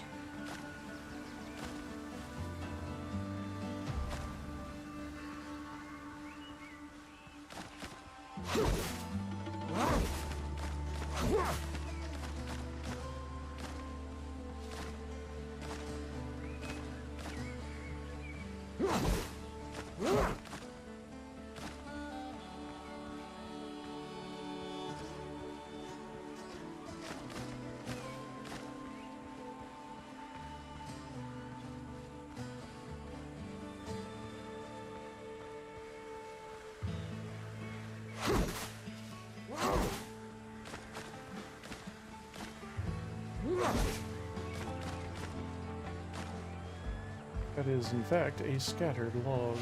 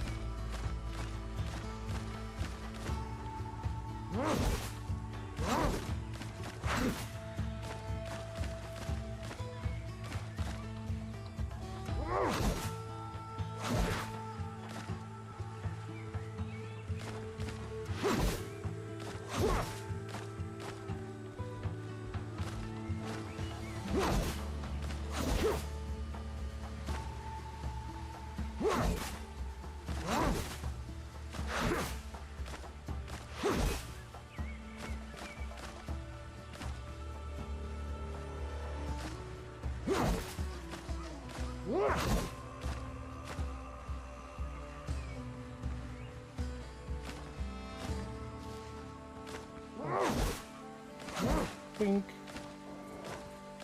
this'll do me. I really don't want to be running around with wolves. Not that it'll kill me, they're just annoying.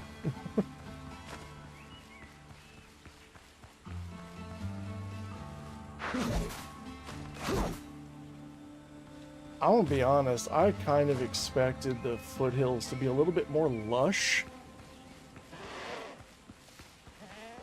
Meh. And look a little less like the Serengeti.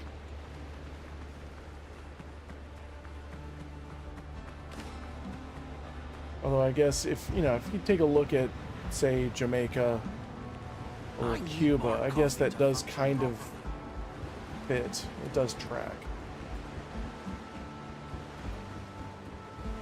It's been a long time since I've been to the Caribbean.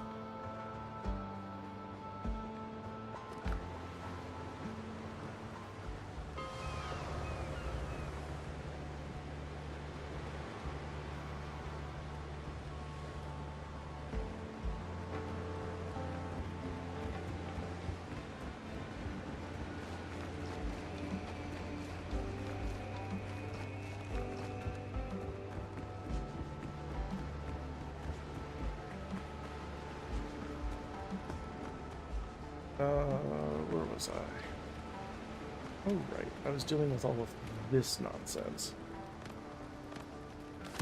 Oh, god damn it. Why did I do that? Everything is painful.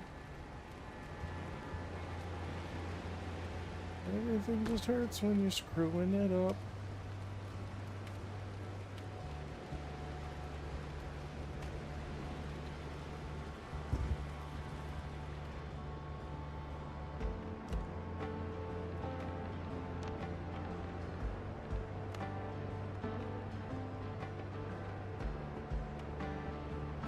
There we go. I think. Yeah. You know what? That's where we're headed.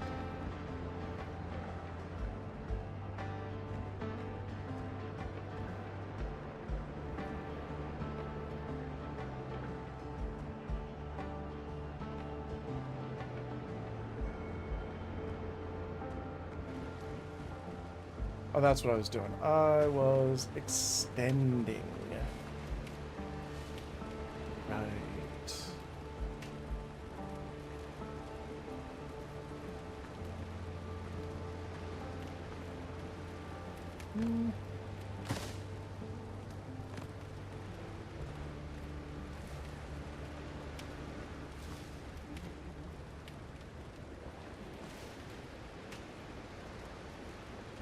We are going to extend, and then we've got the corner piece here.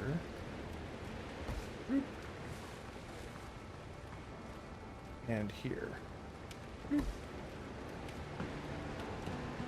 Now down here, we're going to have that piece.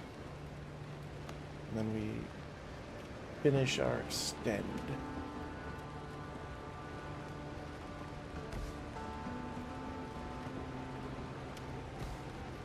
Boom, there we go. Okay.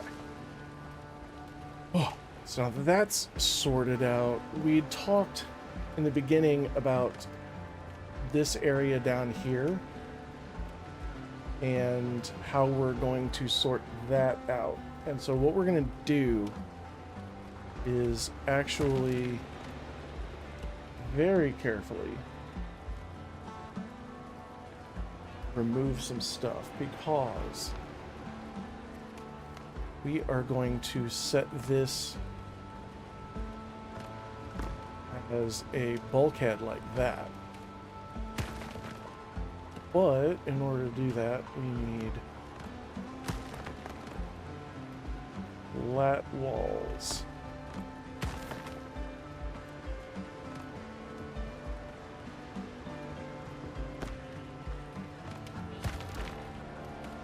Oh no, not that.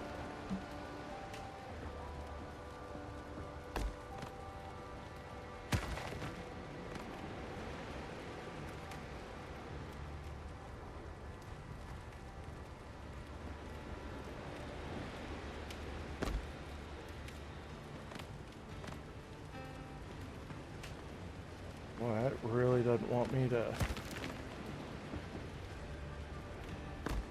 put walls there.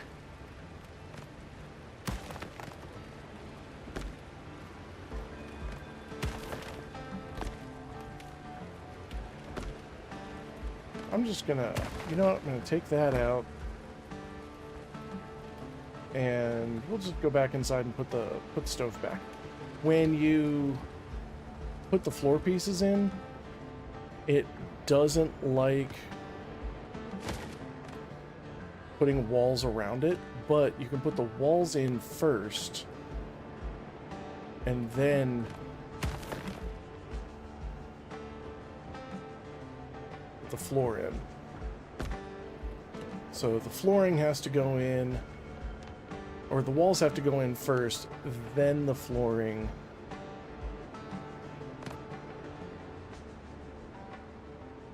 And don't forget to turn snapping off. So yeah, there is an order of operations. Walls first, then floor for those stone foundations. Everything else is fine, just not those. And we are going to take this this one. Turn snapping back on.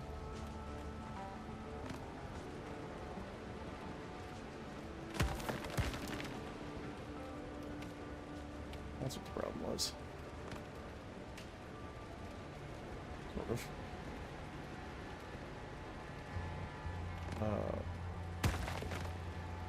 Just got to be real careful because you don't want to hit one of these things and lose your entire house. So as long as you've got something connecting to the ground, you should be fine. Like I can take away all of this and it's all right.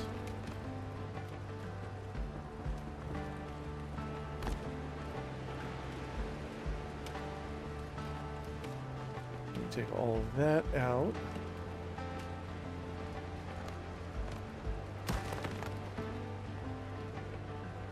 And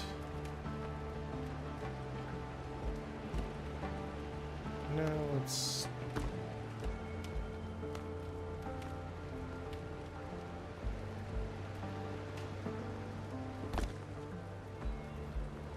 there we go. So now I've got like a foot kind of thing coming out. Bring that around.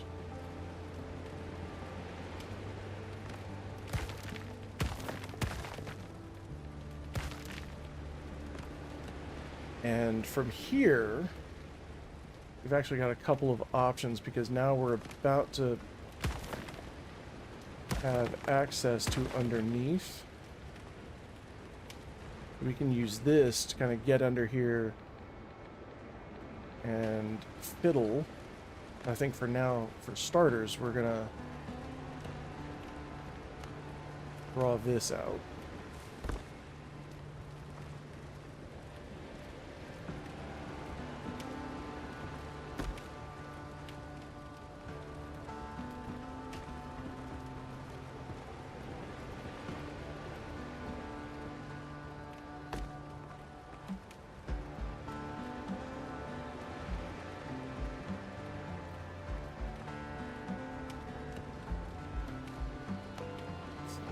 If we can get this down in there.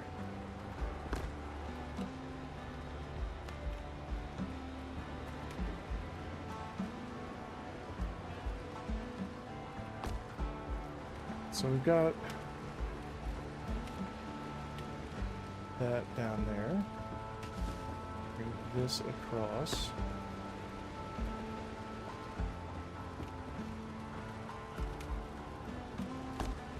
You know, and the idea behind this is, you know, water comes up, it doesn't hit a flat surface, it hits this and kind of goes up and gets dissipated.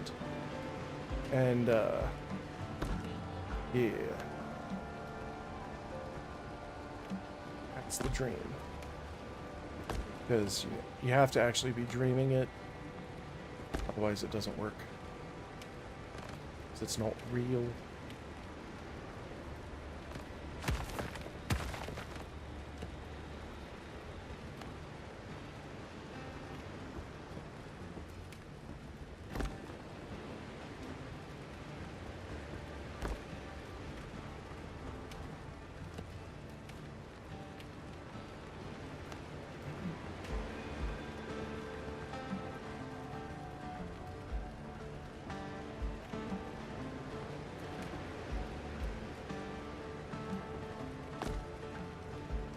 Now use this piece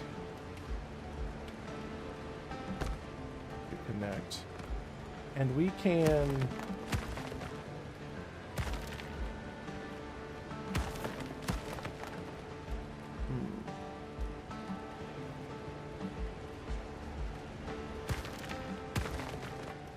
Whew, that's trust.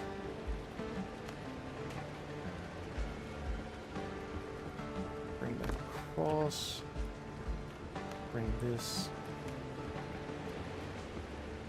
through. Yeah. So now we've got that going around. Now this part we don't really need to do the same with, because it's, I mean, I suppose we could. Not gonna be too bad.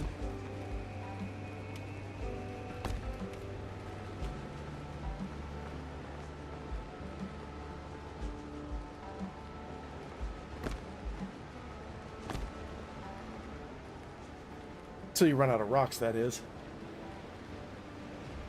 Once that happens, you kind of run into a problem. So, this brings us to opportunities. Let's deposit. Let's actually deposit it in our warehouse where it belongs.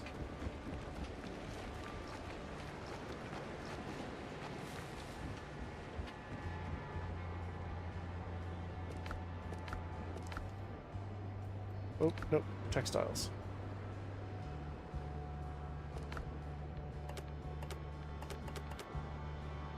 And we'll go ahead and actually, let's do the fast travel thing and actually follow the advice that I had where you've got a copper mine here, one here, nothing. Oh yeah, no, there's one in here as well. So you've got 1, 2, 3, 4. Yeah, 1, 2, 3, 4, 5 copper mines like in the immediate vicinity, and even like one up here and one right there. You've got a bunch of copper mines here. Use them. Drop some fast travel bells while you're in these starter areas, and use those copper deposits. Like, mine the crap out of them.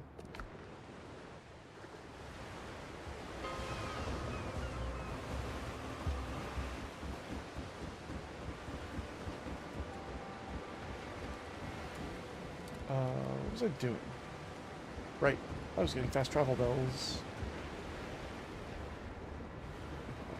I got them in here, yeah. Got 3 of them. Between fast travel bells, which...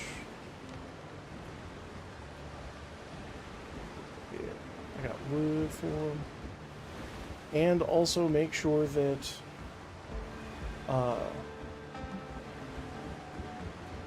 make sure you bring some extra wood for light. You've got to get that lighting in there. Otherwise, you will be struggling to see. And some of those caves spawn monsters. So you'll be struggling with them as well.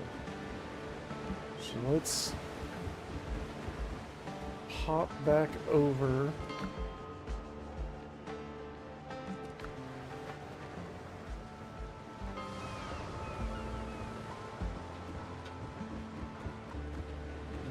Sleep through the evening.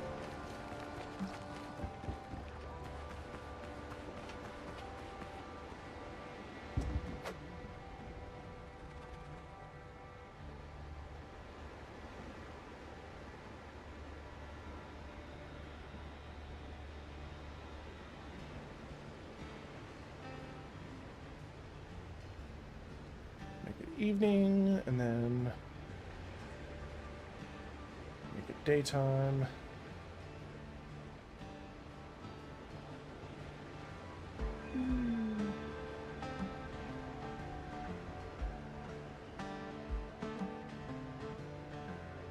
On.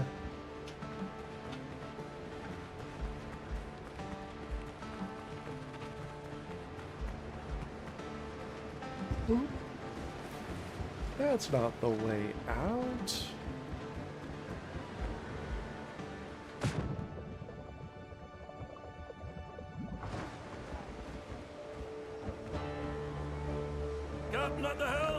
Sure that I don't have yet. Okay, so our first island, go ahead and set up down here. More sail, more speed.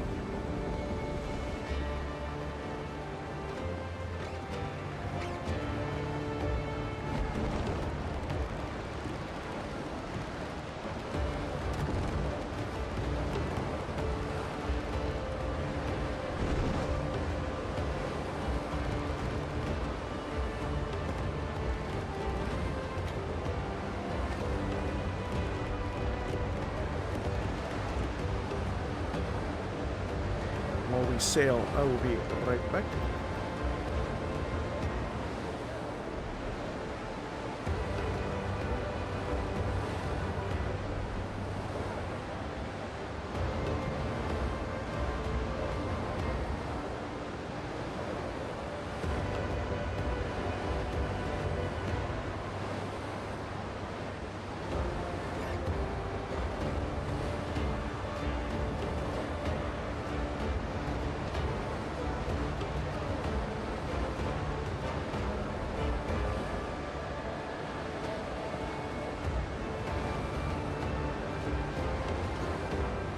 Actually, I'm not going to be right back. It has been 4 hours and no one's watching, so I'm actually going to pick this up on Thursday so that I can turn the first 3 into videos for everybody. So yeah, we're good. We're going to go ahead and just call it here.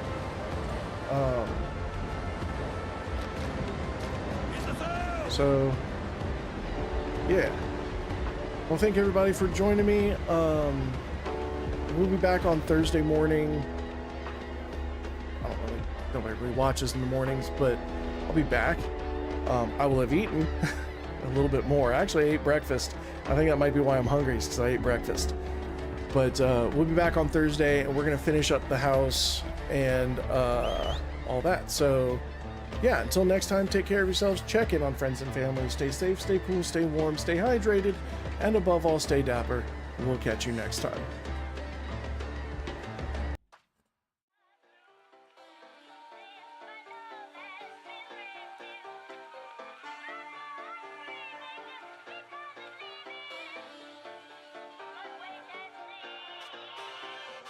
I mean the kind of music men hum or whistle when they feel on top of the world. And gentlemen, one of the many things that give you that tip-top feeling is the pleasure of being well-dressed.